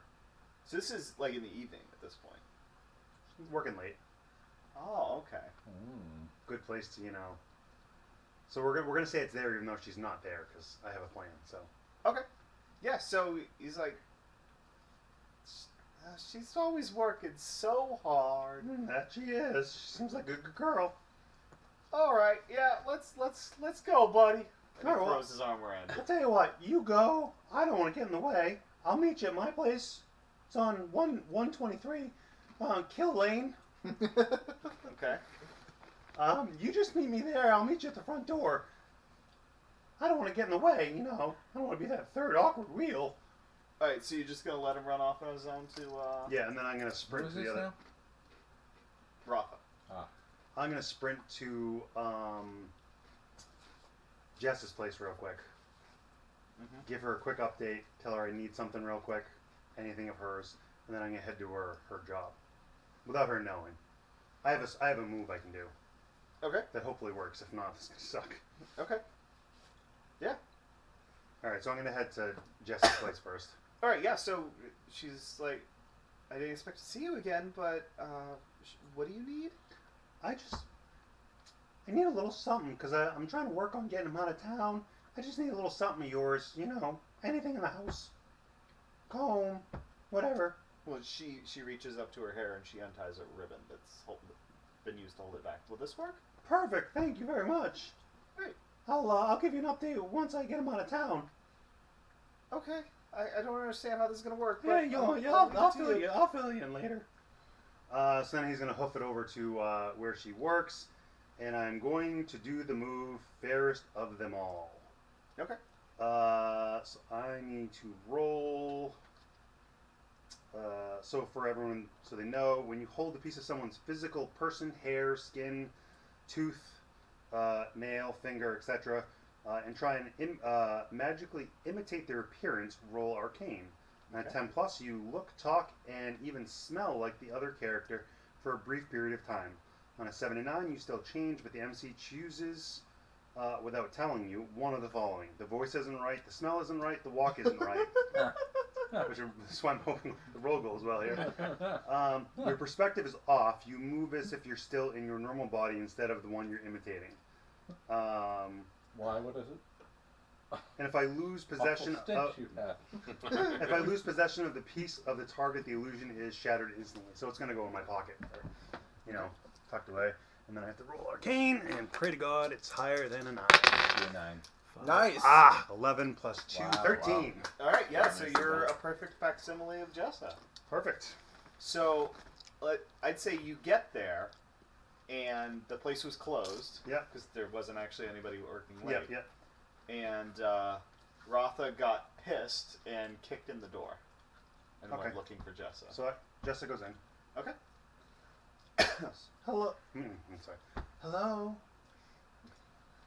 Jessa, I thought you were here already. Oh, it was. I left. I had to go get something at home and come back. What happened to the door? I don't know. I just turned the handle and it fell down. Oh, that's too bad. I'm glad you're here. I saw the door and I thought it was somebody here to hurt me. Oh, I would never. I would never.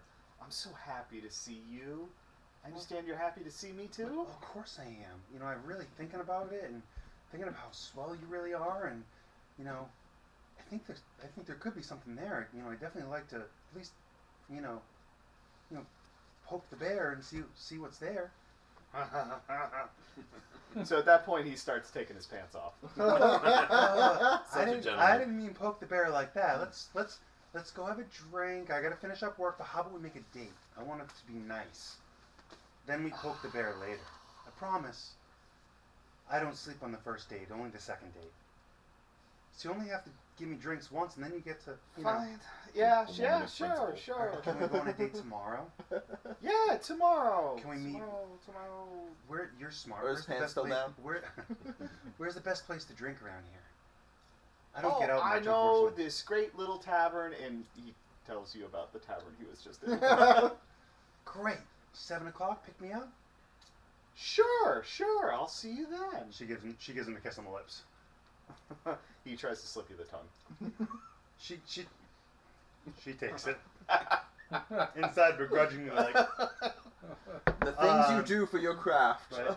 All right, I'll see you later. All right, bye. All right.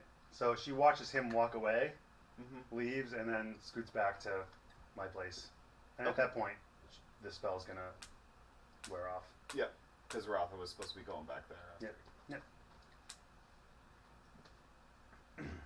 So, yeah.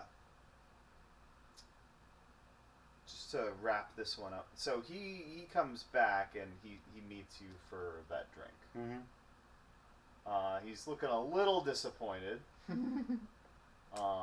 But he's still here for the drink and to discuss the job. How'd it go? Seem a little disappointed. I don't know. Maybe I was being a little too euphemistic when I said fall in love. But hey, you got things moving in the right direction, I guess. So That's all. Deal's that a counts, deal. right? Yeah. deal's a deal. All right. Let's go have a drink. Have All a right. celebratory drink. All right, great. Why don't you go see it? I'll go get the good stuff. Okay.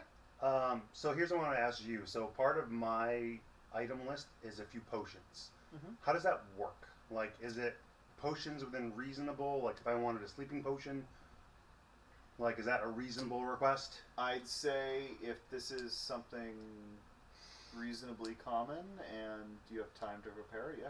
It would be a potion. It's the gear list is basically a few potions. So the potion's already done.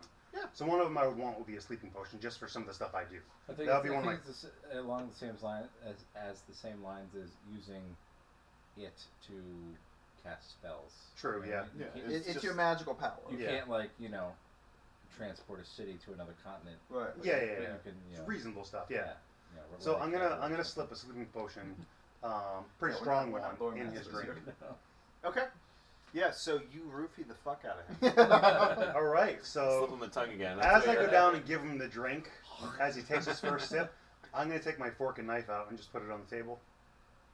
He's gonna give you an odd look, but he's gonna down the whole drink like way too fast. He didn't even taste it. He All right. didn't know if it was the good stuff. So or he's gonna be out. not. Fairly shortly, I would imagine. Okay. Yeah. When he's out, I'm going to have another move of mine. Okay. This is the one I wanted to take this class for. I'm going to do Dark Harvest. Okay. When you literally devour, and that's what the fork and knife for. I'm literally going to cut into him. When you literally devour the heart of your enemy, hold 1. You may spend that hold to automatically receive a full hit on any basic move that was something your enemy was good at. For example, if you devour the heart of a charming person, you can succeed at Persuade with Leverage move, the heart of a warrior for engaging combat move, etc., etc. So I basically get a free automatic move for whatever he's good at, and I can hold 1 on it.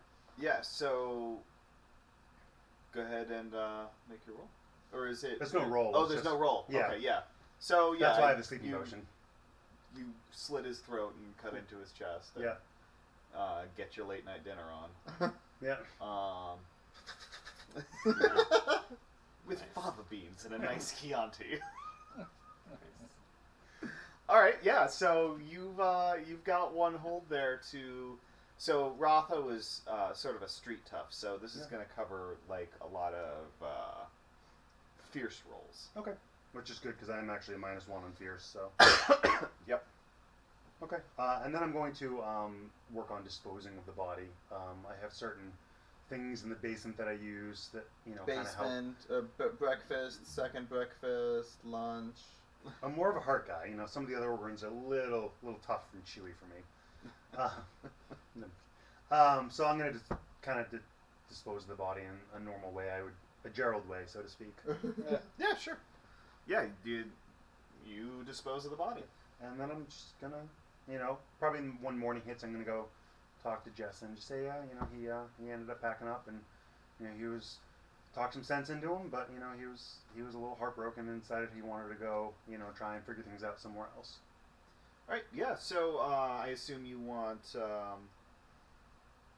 her to take a job. Yeah. Yeah. She takes a job. Okay.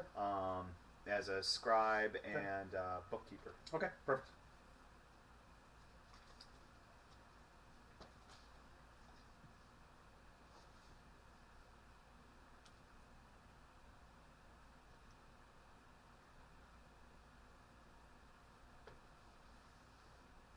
All right, Torin.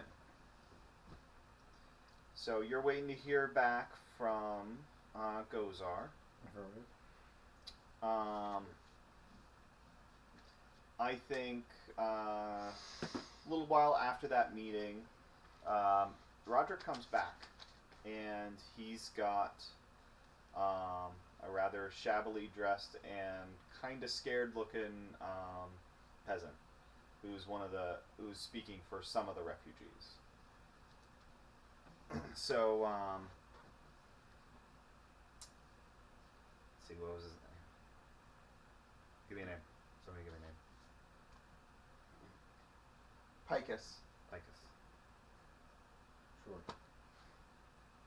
Does he like fish?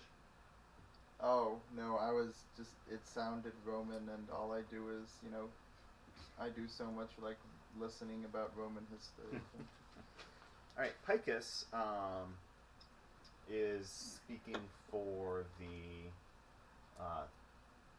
at least a small band of the refugees. He's not like a representative of all the refugees in the city. like one And of the Roderick warehouses? explains this. Like one of the warehouses that. Yeah, it's abandoned. One of the warehouses, the one that Roderick was most interested in. Okay. Though he's got his eye on quite a few. Leave us, Roderick.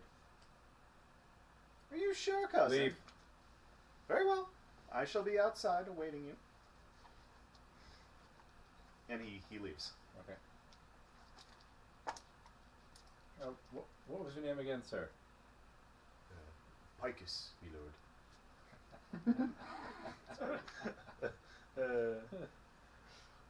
Very good. Well, why don't you have a seat? He dusts his bum off so he doesn't get anything on the nice chair, and he takes a seat. I understand my cousin is interested in your warehouse. To be entirely honest, my lord, it's not our warehouse. We're squatting. It was vacant, and we was looking for some place to put a roof over our heads after we had to abandon the farm. Oh, so what did my cousin offer you in exchange for use of where you live? Nothing, my lord. He came and he said that the lord of the city needs to talk to a representative of the squatters. So he hasn't talked to you before. No, my lord. I see. You wouldn't happen to have any place a place in the city that you could use for living quarters, or where you're at's where you're at? Nowhere else to move? No, sir. We only got here a couple months ago, and we really haven't been able to find employment or other lodgings. We've really just been scraping by.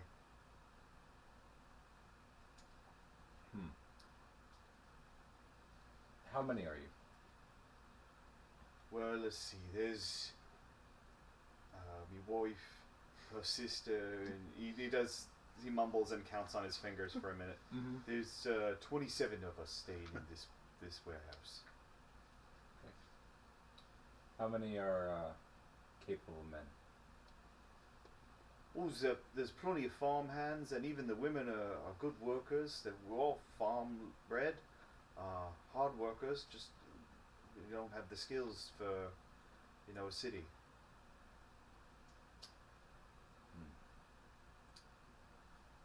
So my cousin is interested in where you're living. How about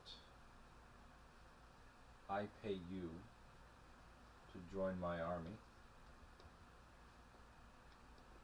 He's a little surprised, but he doesn't say anything just yet.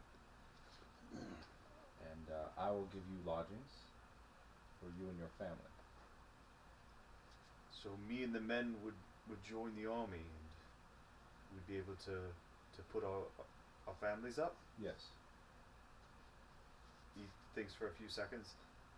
Well, sir, I can't rightly speak for everybody, but I think they'll accept. We're getting pretty desperate at this point, so we're very grateful for the offer. Very good. Go speak to my war chief Angus, and he'll make the appropriate contracts. Very good, my lord. Thank you very much. On your way out, could you please send my cousin in? Absolutely. Thank you. So he heads out. A moment later, Roger comes back in. Well, cousin, were negotiations a success? For that one warehouse, it was. Well, sure, yeah.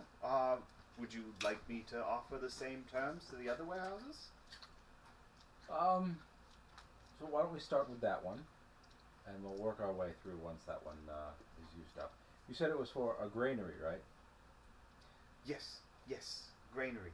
Now I was thinking the advantage of us making a bold move and acquiring all the warehouses simultaneously is we catch all the individual owners a little unprepared. If we buy one warehouse and then another warehouse, suddenly the warehouse owners know that there's a market for these warehouses that they thought were worthless. Ah. We don't want to give them time to talk amongst themselves and jack up their prices. Right. We need to strike while the hammer's hot. Or the iron's hot. Whatever. I'm not a blacksmith. Neither am I. Peasant jobs.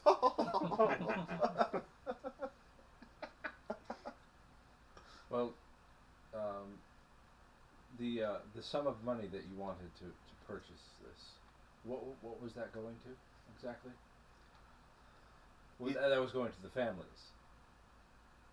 No, that was going to the warehouse owners. Who owns the warehouse? Various businessmen who've since abandoned them because the trade dried up. You mean I own them? Well, yes, the city would own them. They would fall under your domains after, you know. They're still owned by private citizens. No. I own them. They are mine. So he stops and thinks a moment. So, you want to just seize these buildings? Just that building. Just the one. Why just the one?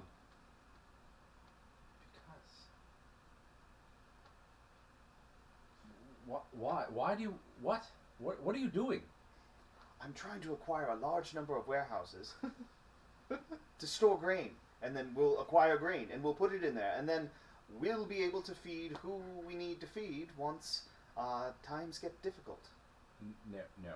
So what has happened is I've fallen into your accent. It's not good. I get you to do that a lot, don't I? Yeah. Yeah. Perfect.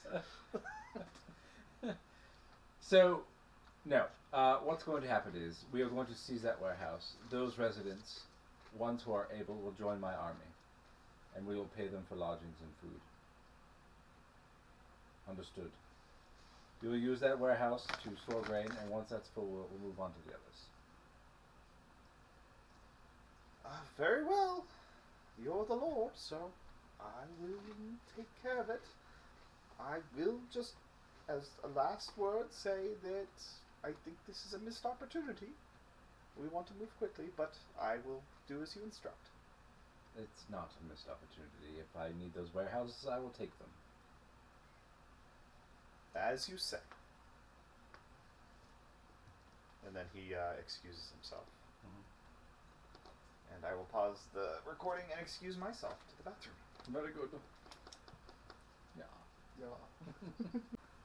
Alright, and recording again. So,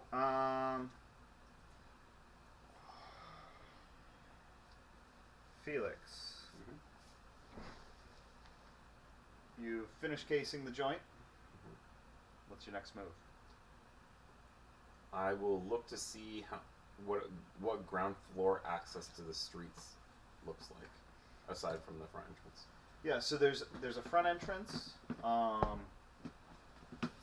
and there's a You said there was a rear entrance, yeah, right? there's a rear entrance into the kitchens.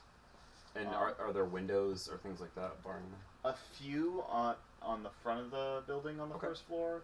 For the rest of the first floor, there's a couple windows that open into the kitchen, just for ventilation, but there's not a whole lot of other windows. And then are there like boxes or crates or carts or anything that I can use to block the front entrances? And if not, I'll find something to drag over before I.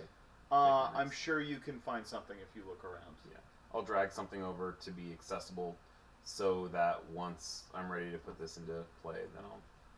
So how close are you bringing this? And it's what, like a wagon or something? Yeah. I can try to like pull it up to an alley, something that, like to a nearby alley, or to, if they're crates, I can stack up crates right next to the door, to look like they want to be there. Okay. Yeah. Well, is it crates or is it a wagon? Let's do wagon. Okay. So yeah, nobody hops out to offer to valet it for you. Good. But yeah, you've got it set off to the side where you could get to. You could drag it over in a couple of minutes. All right, I'll wipe the sweat from my brow and then walk inside and pretend to be a John. All right. At the entrance, there's a couple of guards there, and they hold you up. We got to search you. No weapons.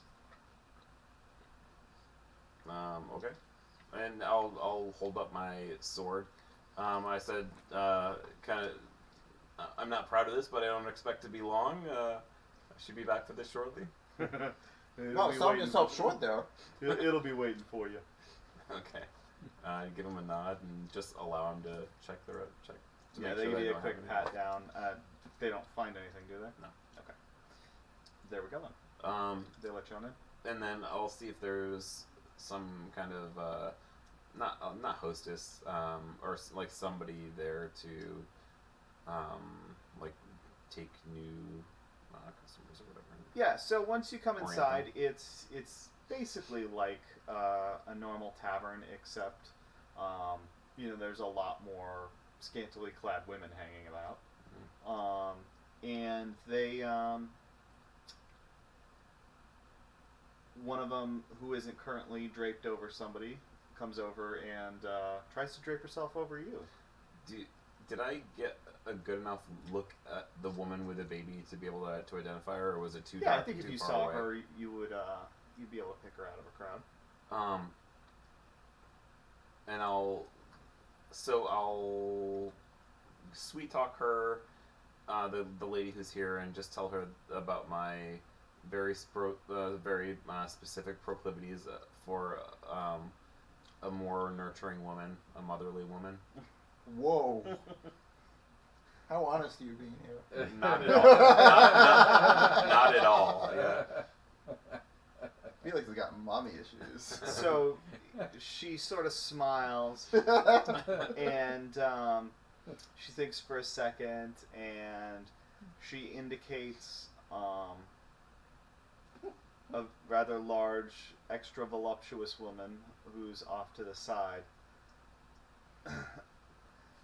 Would you be talking about a woman like Mama Jenko over there?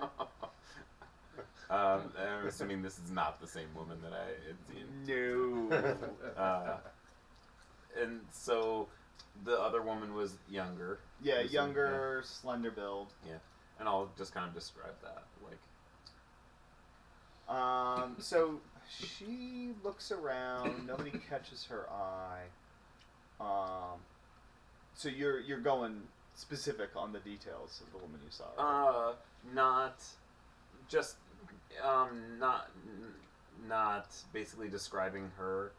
Well, no, I will. I'm trying to think about how to play this out. I will give a pretty specific description of like hair color and build and to what she looks. Yeah, she clicks her tongue and she goes, yeah. So it's always nice when a gentleman knows exactly what he's looking for. Why don't you come with me? And she leads you upstairs to the third floor, and in the direction that you saw her, and sorry. knocks on a door, and after a couple she pokes her head in, and then after a couple moments, you see the woman step out. Before we got there, Yeah. like in small talk on the way, I'll say it seems like you happen to have somebody in mind. Oh, yeah, sure. You described one of our girls to a T. I don't know if you've ever seen her before, but it was a very good description. I don't see any reason to beat around the bush. What's her name? I can put you on the spot. Sorry, I can. Tina. Okay, perfect. Tina. Oh, Tina. What do you want? Okay. And then She's a hairdresser from Brooklyn. Yeah. a reoccurring character from another. Okay. No, is that Bob's Burgers you're I referencing? don't remember. There was a character like that. Yeah. But yeah, so she She steps out, adjusts herself real quick, and puts on a big fake smile for you. Great. Did the other girl leave, or she's hanging around? She's checking to make sure that you're gonna buy. Yeah. I'll like indicate that I have money if it's. Well, no, if she wants to make sure that this is what you want. Oh, I see. I'll smile broadly and fakely right back at the first paramour, or the not paramour, the first lady who attempted to like get some service from me or whatever. She'll just smile thinly and say, "Well, I'll let you two get to it." And I will. I'll just tell her that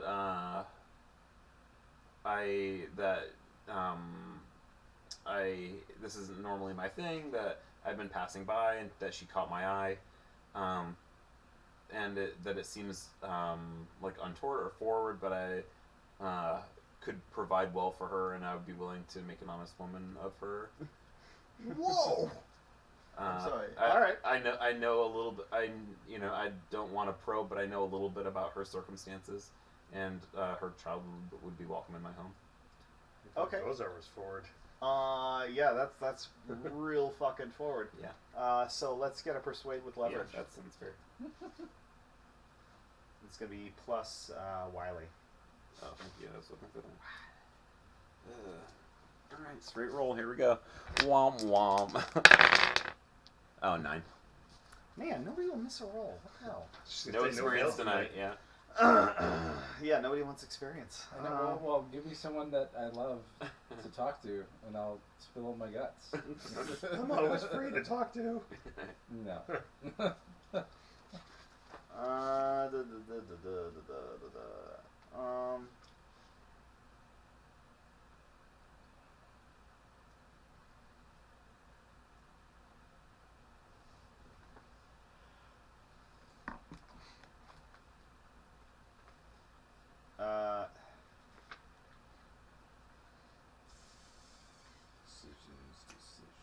I know.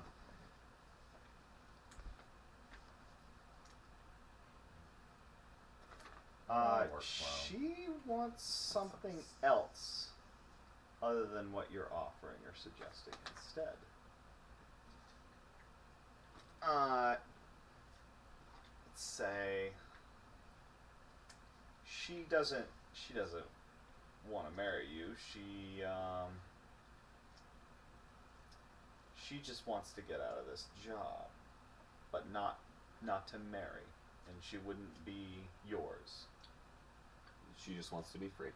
Yeah. I can arrange that. All right. So, would you be able to find a way to escape with me tonight? she thinks about it for a second. She's like they watch the doors. We can't go in or out. Are there fire escapes? Like, are there? Yeah. Okay. Yeah. No, these buildings ain't up to What are code, these man. fire escapes you speak of? I know. We're Mystical not in like technology of a forgotten age. 1900 New York City. You know.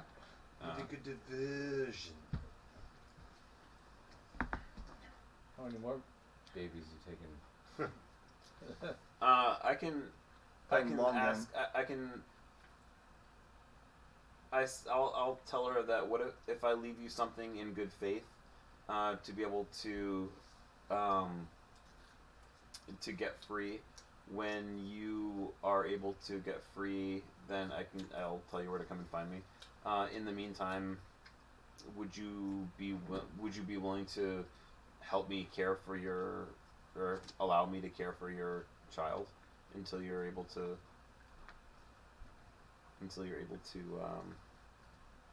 meet up with us? Ooh, so you wanna take the baby out separately from her? She is not down with that. No. I mean, if you want to, you can roll the persuade with leverage again, but that's another thing entirely. Right. Yeah. That's gonna be a tough sell. Yeah. I know that.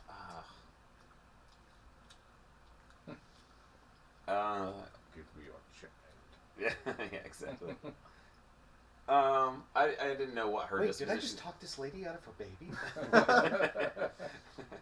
I didn't know what her attachment, like how attached she was to her kid. The nipple. Yeah. I can walk around.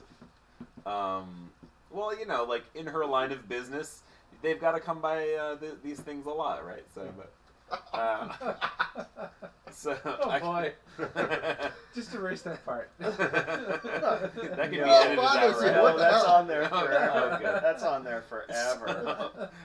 Speaking of lack of technology, modern technology, like birth control. So I can walk around to the buildings and look to see if there are maybe ways to Jesus, like Josh. give them a minute. If there are like reasonably safe ways to like go to another building, or Nothing seems like an obvious solution to that. Like, there are no ladders that are leading from one window to another or anything. I'm just at a crossroads about how dark to make this. As dark As dark as you want. Do it. So Yeah, I just ate a heart. yeah, Seriously. yeah. No, this is pretty dark. So I can offer. I can say that in celebration of your freedom, would you be inclined to like celebrate one more night of your old ways with me? She hesitates, but says, "Yeah, if you can get us out of here, then sure. Okay. Just so long as you follow through on getting us a place to live and Yep. me a job." Okay. So I'll get her in bed and attempt to snuff out her life with a pillow, and then I'm gonna sneak the baby out. Okay. So that's pretty fucking dark. Do you get any sex credit? No, I'm not gonna sleep with her. Okay. Just gonna get her down on the bed and Yep. smother her or something. No benefits of sleeping with her then killing her? Nope. Well, that's what I was asking. Yeah. Yeah, not his drive, not his thing. It's easier afterward anyway. Just a joke. Oh, we already set the tone pretty dark here. Wow. Label this rated R. Rated You might have to write WTF. explicit. You might have to make this one explicit. Yeah. Okay. So I don't think that's combat. I don't think that's even face duress. Because like what she would do is cry out, and it's like, well, that's sort of the norm. It just happens. Yeah. So you smother her, and eventually her body stops twitching. So, I don't know. Like, I don't know what would be worse, me physically doing it like this way or by fire. So like either way. So I can try to find. I'm wearing a cloak, so what I'm gonna attempt to do is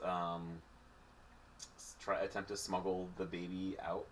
Okay. And go back through under All right. So this is definitely going to be a face face duress. rest. Yeah. What does that roll against? Steady. Or -1 for crying. Steady. That's correct. Here we go. If there's ever time for a failed roll, this make for good role playing.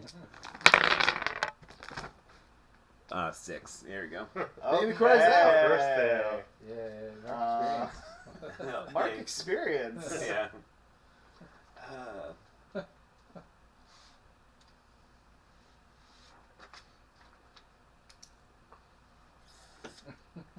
Okay, yeah, so you let's say It's a rocky path. The right road is a rocky path. That was the right road. Oh yeah.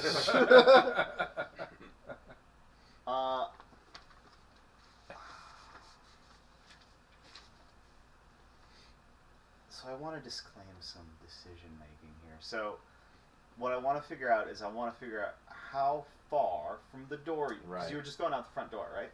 I need to get my sword back. So I want to figure out how far from the front door you are when things go wrong. Roll a dice. Hmm? Roll a dice. Call it feet. Oh, come on. There could be a Yeah. All right. So. All right, Kate. So you get to the front door. You get to the guys, and they say, "Hey, you weren't very long, were you?" Hey, here's your sword back. And right as he goes to hand it to you, he hears the baby start crying. Mhm. And like he sort of snatches it back. He's, what the fuck is that? I'll attempt to get my sword back. Okay, so this is gonna be. I don't think that's just straight up engage in combat.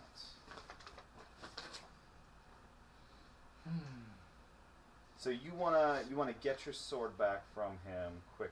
I think that's gonna be another face duress. Yeah, I would say so. Yeah. Because that involves quick hands and whatnot. I can knock him down to take it. So that would be engaging in combat, and you would be unarmed for that. So there's some disadvantages there. So no whacking him with the baby. You can. So let's say you got two approaches. One is sort of try and snatch the sword away from him before he can react, and the other is Like dropping throw his your shoulder. body at him. Dropping his shoulder and like knocking him down. Actually Okay. hitting him in the face, and he's going to fight back at that point. I probably would be, aside from carrying a baby, I would probably be better suited to attempt to fight him. Okay. All right, let's go. Let's engage in combat here. So, you throw a punch, and he's gonna draw his short sword. Oh, good. Here's time for not a fail. And go ahead and roll plus fierce. Oh, I saw a 1. And 6. Again. 6. Okay. Man, So racking up the experience. experience now. Yeah. Is there a cap to the experience today? No. Oh, good. Is there luck in this game? No. Oh, that sucks. well, there's the part where you roll dice, but yeah, I know what you mean. Yeah. No monster of the week, free roll successes. No freebies. Okay, yeah, so you clock him on the chin, but it's sort of a glancing blow, and he draws his short sword and he stabs you. So you're going to take 1 harm here, because 2 harm minus 1 for the armor. Okay.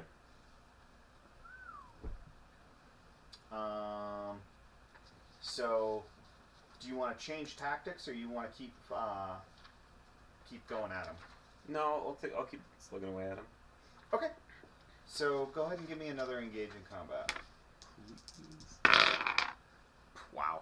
That's a 14. Okay. So Fuck him up. Pissed him off.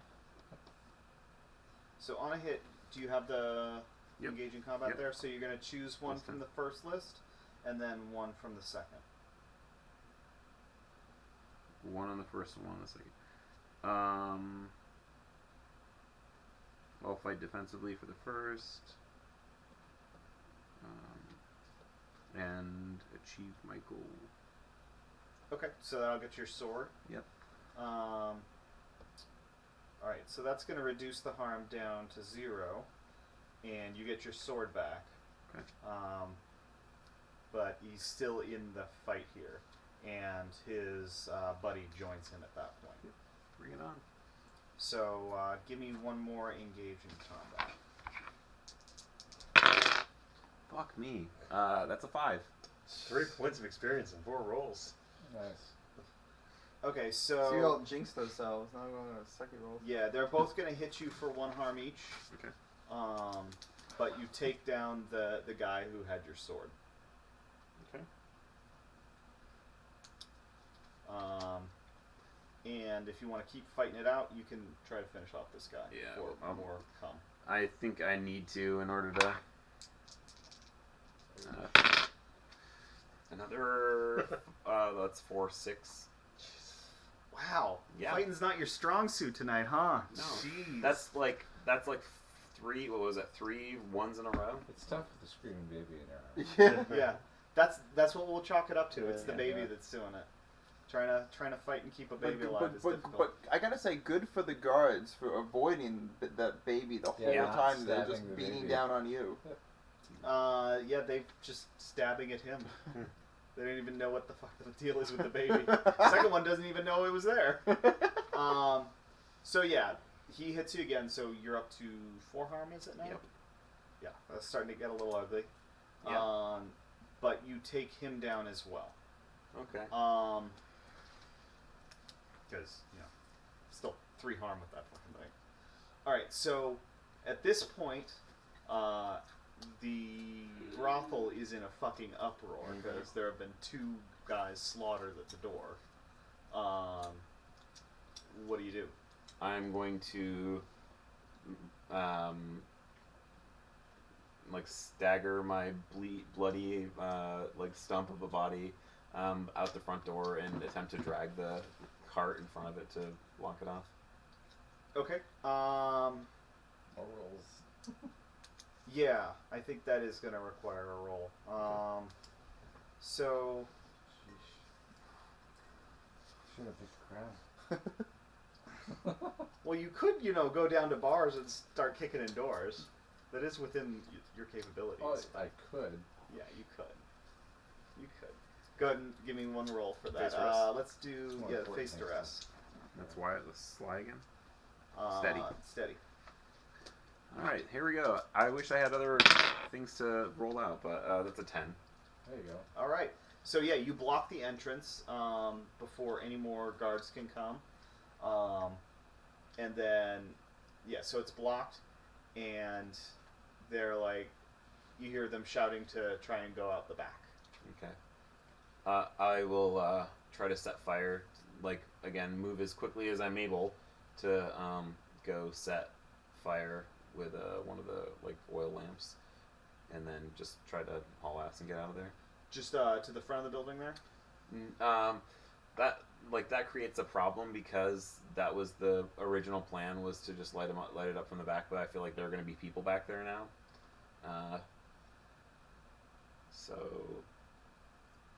So much for clandestine, they still don't know that it's me per se, but yeah, fuck it, I'll just light the front of the building and then attempt to get out of there, because my only task was to destroy the building and not kill everybody inside. That was a little added. So I will I will just attempt to chuck candle lit oil lamps against grape drapery or something. Yeah, I'd say since you cut off the entrance there, you have plenty of time to soak the place down with some lamp oil and then throw fire at it until the front of the building starts going up. Yeah, and then I'll just try to get the hell out of there. Yeah, you hightail it out. Could have gone better, but I got away with my life. Yeah, and the baby. Yeah, an innocent child. Yeah. Time to find a good hand of the, or was it Fist of the North, hand of the Star of the North, Star of the North Orphanage. friendly orphanage. Yeah, exactly. Yeah. So let's say that you get the baby to a Star of the North. Yeah, I'm not gonna go there directly. I'll probably just go back to our barracks to let Antonia know that, and try to get bandaged up by somebody there. Yeah, so you get seen to by the medics, and the baby gets taken someplace where it'll be taken care of. Good night. That was awful. It could have gone better. 4 points of experience, though. I think it was 3. No, it's 4. No. Was it? Okay. It's Yeah. 4, yeah. Yeah. Was it 5? It was quite the 5 learning before, experience. 5 before you level up? Yes. Don't you do that again. All right. So it's 10:30 now. I think we should probably call it a night. I'm not working tomorrow. He That's is Chris. Yeah. Okay, keep going. Come on. All right. I don't think we're going to make it all the way around the room again, but we'll just have to make a note. Who wants a scene next? I'm happy to go again. Okay. So I know that me and Gozar. Yeah, my next move would be to go to her. Okay, yeah, that's great. Let's do that. Kill two birds with one stone.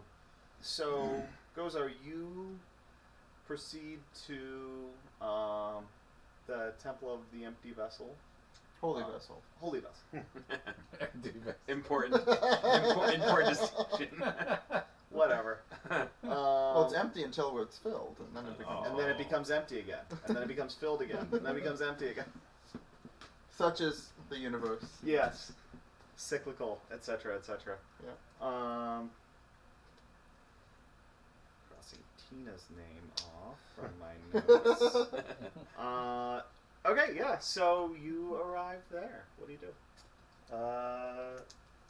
Is Beatrix right up front, or do I have to try and find her? And Well, what time of day is it? What time of day is it? first afternoon. I Okay. just sleep off my my late night Okay, snack. so like So the next day. Yeah, yeah. Yeah. I sleep off my late night snacks. Yeah, Probably next afternoon. Okay, because I do my ablutions in the morning and then candlelit prayer at night. As you're walking there, you notice a thin pillar of smoke from a fire that has smoldered out somewhere in the city. Yeah, so I'll be in the probably in the little garden. Yeah, so Gozar moses around. He would recognize Beatrix, obviously. So he's gonna open. Hello, Beatrix. Good afternoon, Master Gozar. How goes it? Phenomenal. How are you? I could not be better. Did you have a good day so far? Sounds like it. I am filled with love of it. And what a fine day it is. Absolutely. So, I got a question for you. Please. So, this whole blight thing going on here is kind of, bad. I wouldn't say I'm intimately familiar with it, but I am passing Well, my familiarity. didn't you make it here going through, or Hence the passing play on words. sure, yeah, passing?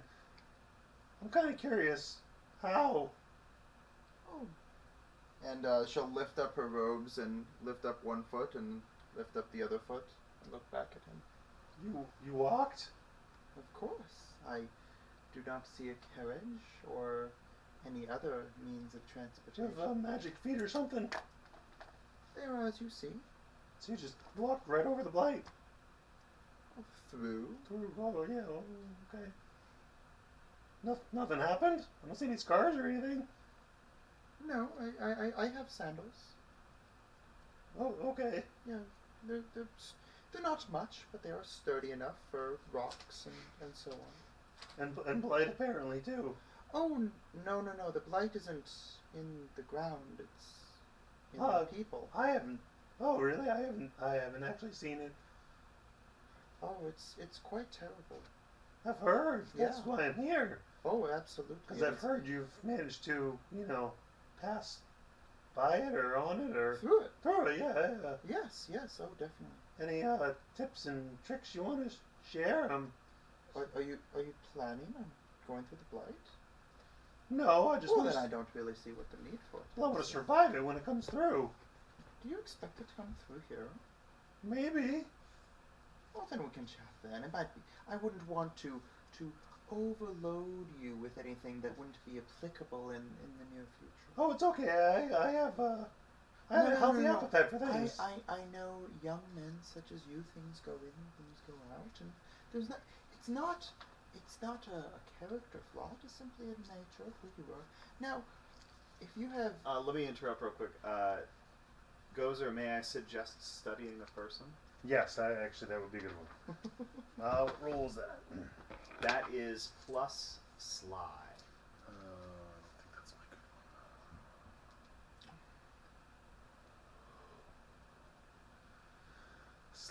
Sly. Oh, no, that's not plus one. 6, 7. Thank God for plus one. Okay, so ask 2 questions. Let's see. Josh, how could I get your character to reveal how you actually made it through the blight without all the mumbo jumbo, like kind of a direct answer? Accept it into your heart. Okay.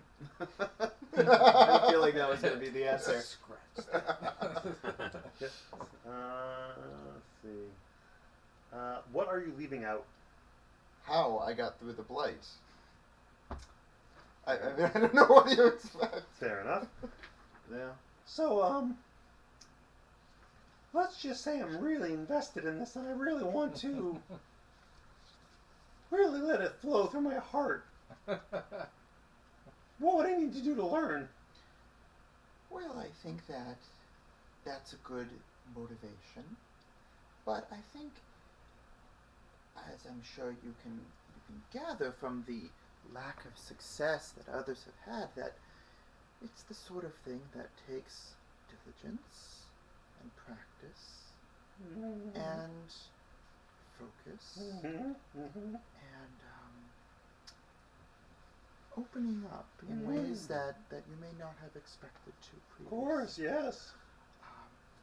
If you are so interested, I'm sure that we can start on a mutually beneficial path that I cannot speak for it, that might lead you down to better prepare yourself for what might be coming, including yourself. Could that be speeded up a bit if I get that patch of land for all your stuff? Oh, well, what I need is, thankfully, thanks to Lord Torin, I have the land I need. What I need is, as you know, it's a bit more biological. Yeah, I can help with that. If I could secure that quicker, would that speed up the process? Well, I can certainly accelerate my contributions. Of course. But I cannot speak for it in all of its infinite glory. I think that would be between the two of you. But I would certainly be happy to provide what you might consider a character reference if you were so demonstrably motivated. I'm always And she'll flutter her eyelashes. So, Matt, you could maybe consider persuade with leverage at this point. Thinking about that one. Because at this point you have leverage and now you're negotiating. So I think that makes the move appropriate to this situation. Alright. What is that roll? Is that a... That is plus Wily. It's a straight roll. That's 10. 10, okay. So, Josh. Yeah, how do I react to a success roll here? If he does what you want, you can choose to give him an advancement point. And in order to refuse, you must make a refuse an obligation duty or debt roll. Does that cost honor to do that? Yes. Gotcha. No, I mean, I'll accept, because one, I want converts, two, I know that ultimate decision is not mine, and three, I definitely want those plants. And you want the advancement point. Well, I mean, I want something. I mean, my character wants all those things. The player wants an advancement point. Yeah, no, I'll we can get started. Okay. Well, excellent. Wonderful. So are you going to give him the advancement point? Yeah, I'll give him the advancement point. Okay. Mark it down. Yeah. So here's the thing.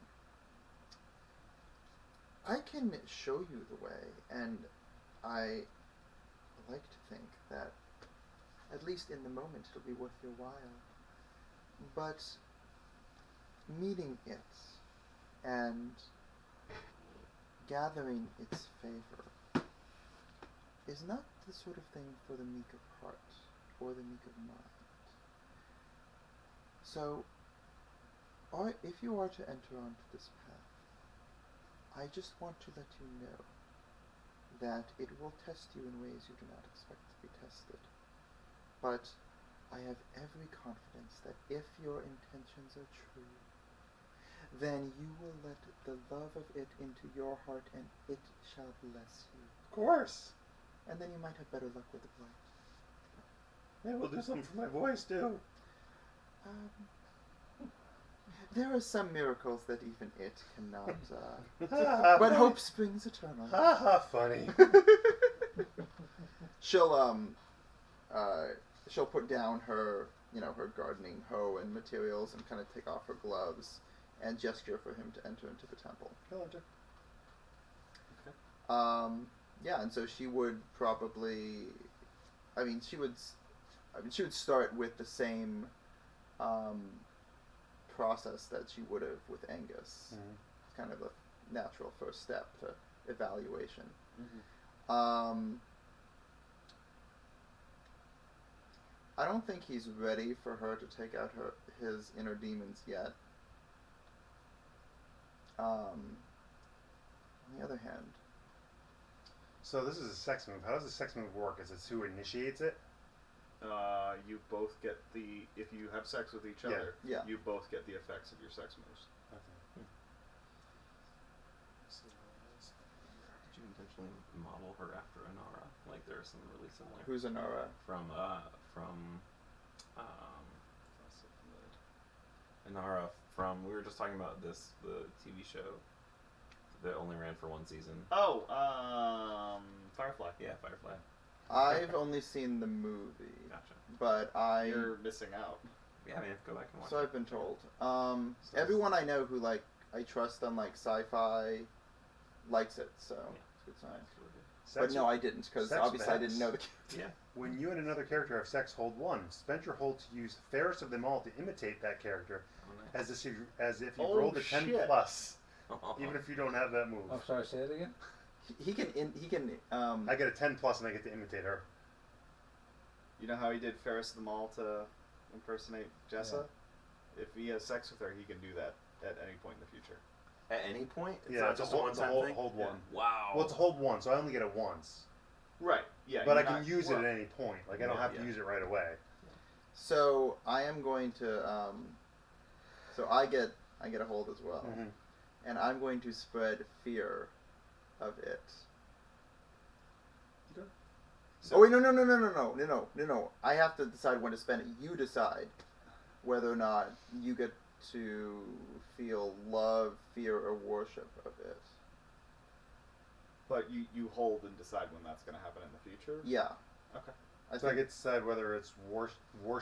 I worship It's it. Well, yeah. So it's. Hold on. Let me get the exact text again.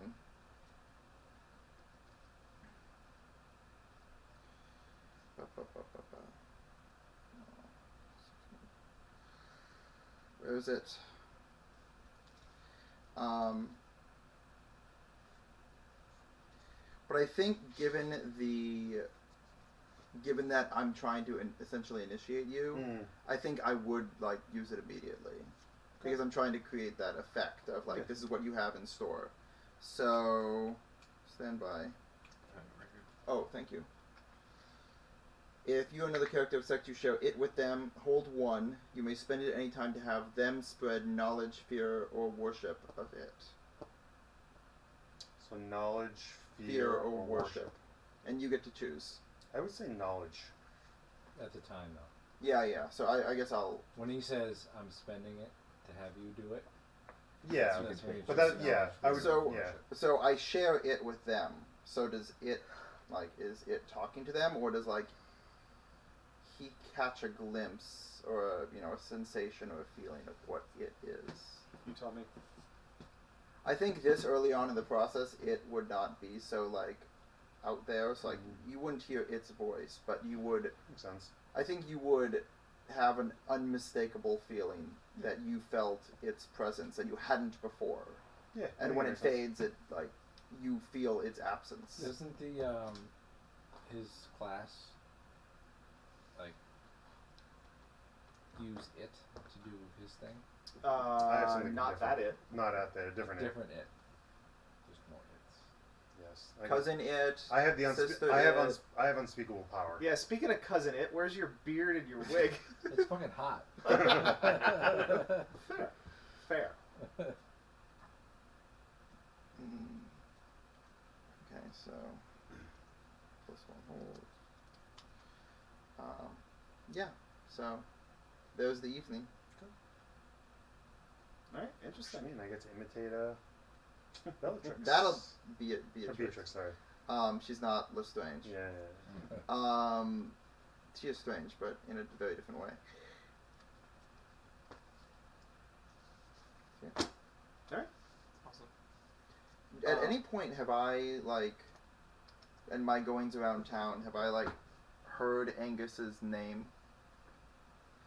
Have I been able to draw that connection yet? Because I didn't know who he was.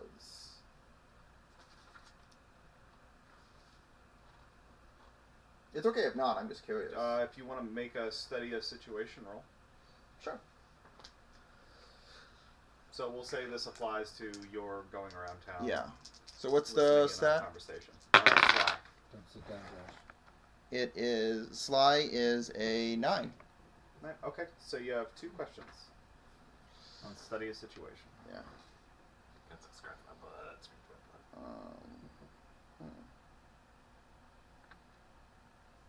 How old's Elliot now?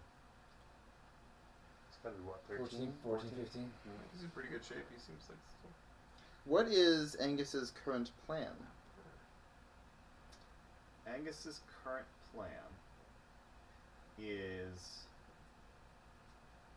he's gone back to take another look about how he's having his forces handle the Blight.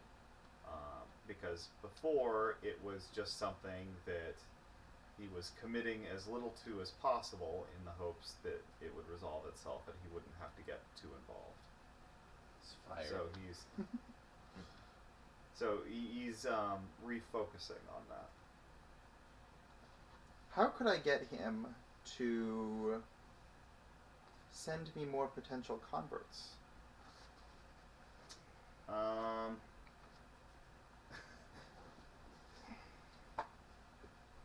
To send you more potential converts. Like, because so I would, like, spend the hold I have, like, when he's talking with his men, and then, yeah, like, mechanically this would be you use your hold to try and get him to spread word of it. right, exactly.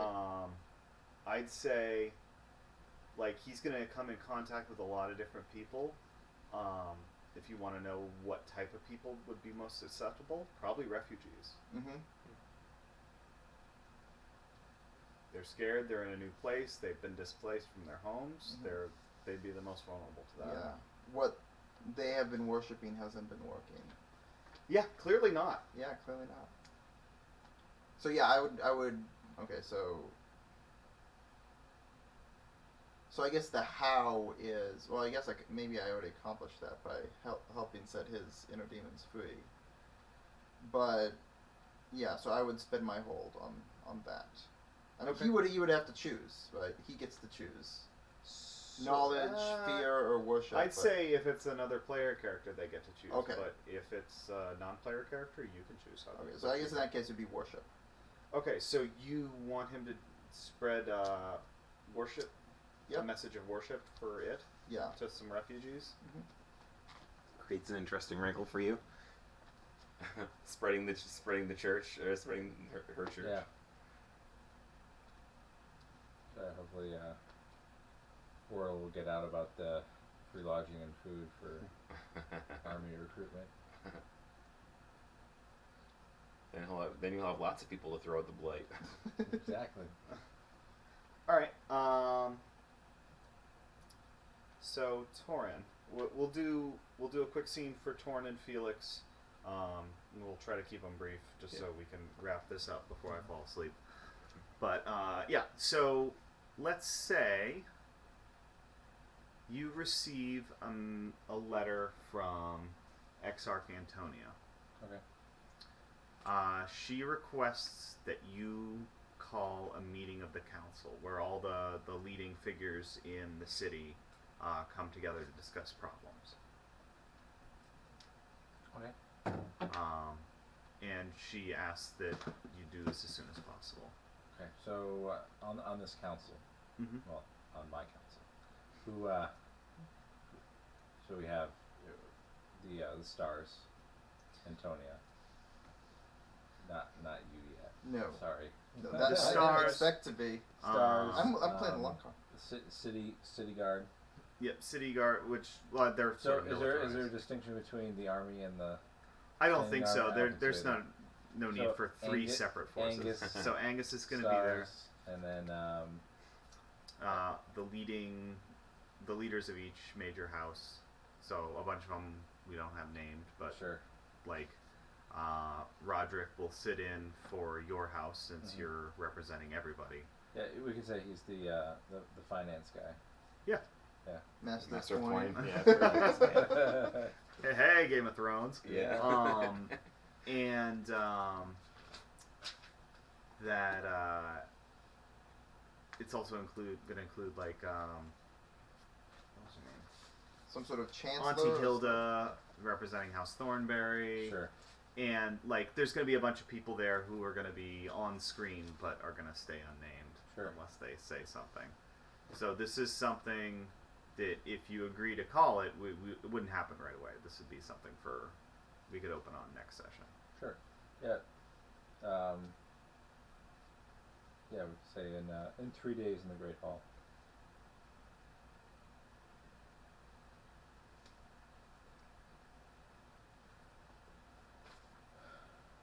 All right. Is there anything you want to set in motion before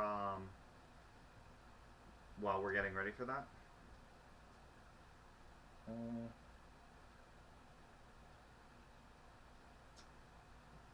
think I'll talk to Angus real quick if he's around. You called for me, Lord. I did. Did Mr. Picus talk to you? Yes, he and all of his friends have joined up. We're training them up now, and we expect them to integrate them into patrols by the end of next week. Excellent.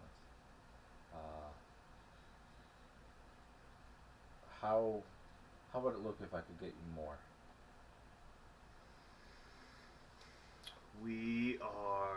That would be helpful. We would allow us to make more aggressive patrols along the edge of the Blight. We have suffered some losses recently, but we've been playing it very conservative. If we get more forces, we can go on the offensive, sort of. It'll at least allow us to more directly combat the Reavers when they make incursions past the edge of the Blight. I see. Maybe you can take a trip with me to the where are the warehouses? Where are these at? Like, are there districts in this place, or? We could say It's your realm. It's in the trade district. Yeah, well, The merchant quarter. yeah, the trade merchant quarter district. Yes, that place. Perfect. TMDQ. Yeah. All right, so you guys are gonna head down to the TMDQ. Yes. Okay. I'll take a visit. So, the one of the so there's 3 structures. Mm-hmm. One of them should be empty, right? Yep. 2 are occupied. Yep. So we'll take a look at the second one. All right. Yeah, it's a warehouse by all accounts. It's got a few broken windows and stuff, but it's not like falling down or anything. If you open the door and look inside, there's some families on pallets that they've set up from what belongings they've managed to bring with them. Yeah. And they stand as if they have to be ready to defend themselves when they see somebody coming in through the door. What do you do? Stand down, Who goes there? your lord. Oh. Well, I didn't vote for you.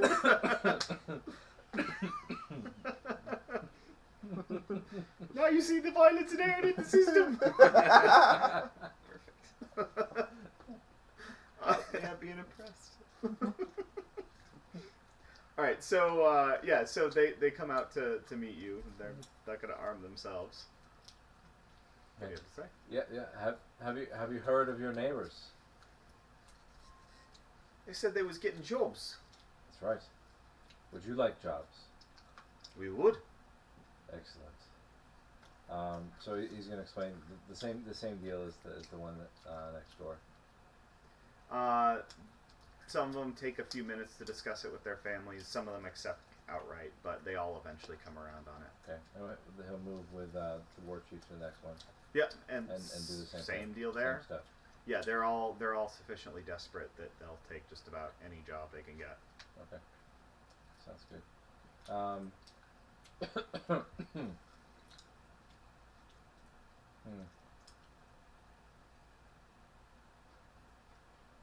think that's about it for now. You solved the warehouse puzzle. Yes, you've solved my warehouse puzzle. Your cousin would be happy. Fuck my cousin. I'm sure someone did. Alright, so that's the warehouse situation dealt with. You're setting things up for the council in 3 days. Let's move on, wrap things up with Felix. Okay. So you head back after getting your wounds tended to. Oh. Let's go down to 3 harm for Okay. now. Just from having the docs take a look at it. Okay. More will take some rest. Yeah. It's pretty bad. Yeah.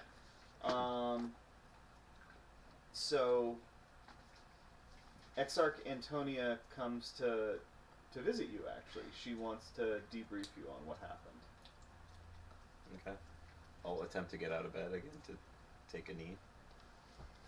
Executor, please. You've done enough damage to yourself. So, congratulations on a successful mission. Our reports were that the structure was destroyed completely, and they will not be operating out of there any longer. So, good, excellent work. I need to double check that nothing you said or did could link your actions back to the Star of the North. Is that correct? Unless I killed the guards, and unfortunately one of the women inside who I couldn't get to escape beforehand. The only other person who would have been able to who would be able to identify me was another one of the brothel workers. She didn't give any inclination of noticing me in town, though. That's acceptable. It's always regrettable when, we have bystanders that lose their lives and these sort of things, but it must be done. So, what I wanted to ask you about is, why did you have a baby? I See, when a mommy executor and a daddy executor love each other very much. I think this is a great intricacy that he's so hell bent that he's willing to burn down a building and kill a lot of people, but the baby is innocent, so he couldn't. They don't have original sin in the Star of the North. So. I guess so. Yeah, he can snuff the baby's mom out with a pillow, but he wants to save the baby's life. This kind of bent tenacity that he has, I think, is a perfect example of the Star of the North's fate. So, I would just say that the baby was on the 3rd floor, and I was concerned that the baby. 11 o'clock. Alexa, turn on the basement lights. The baby wouldn't have been able to escape. Escape the fire.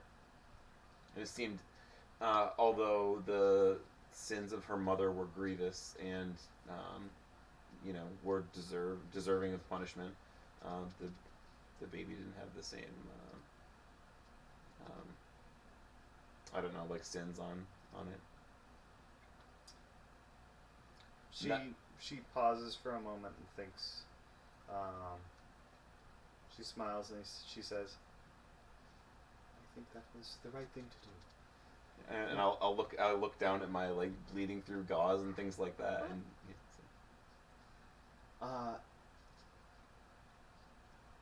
When you brought her to us, she didn't have anything that told us what her name was. You don't happen to know, do you? we should. So, in part of the Star of the North lore, the one guy, he fell. Oh, I didn't even name her. He fell in love with the high priestess of the temple at the time, and that led to his eventual downfall and death. So I think that he'll say like she should be renamed in that, and just like christened and brought into the Star of the North. So the Morning Star, you fell in love with the High Priestess. Mhm. And so what was the High Priestess's name? Let's say Eliana. It's a good high priestess name. Beatrix Lots is of better. lots of vowels. Yeah. Sure.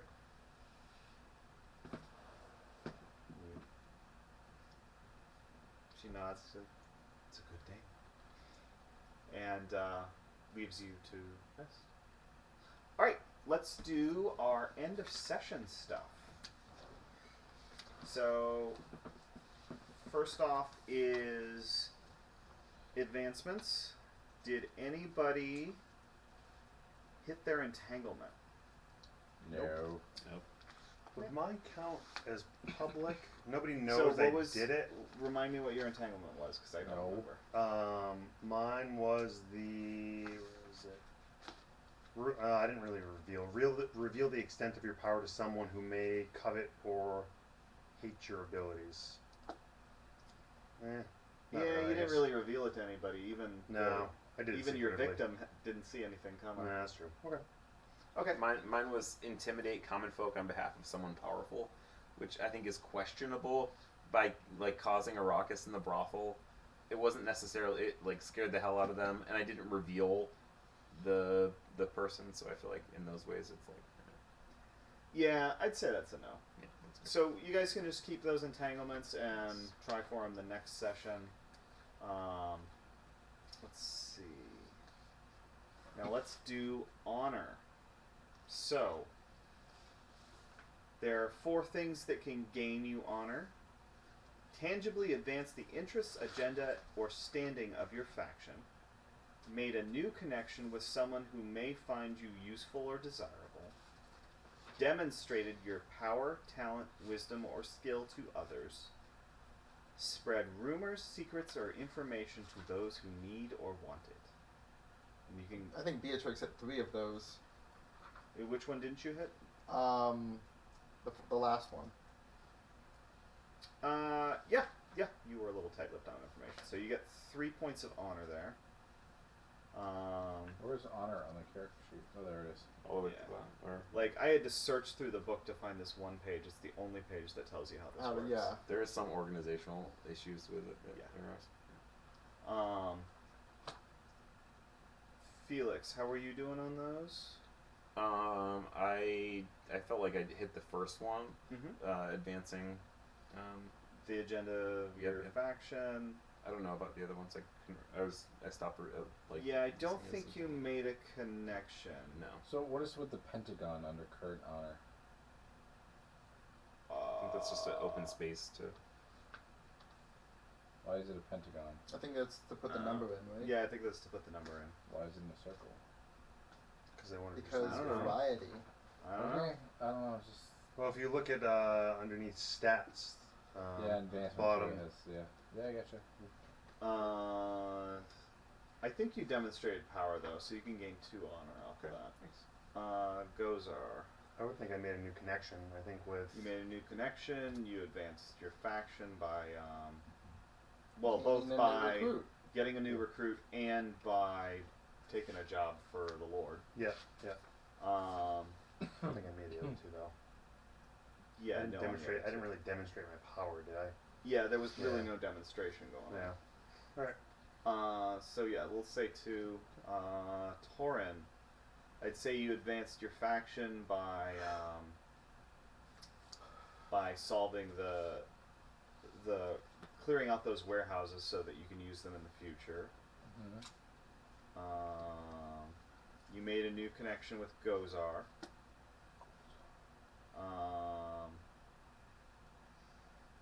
What do you think about demonstrated your power, talent, wisdom, or skill to others? Roderick.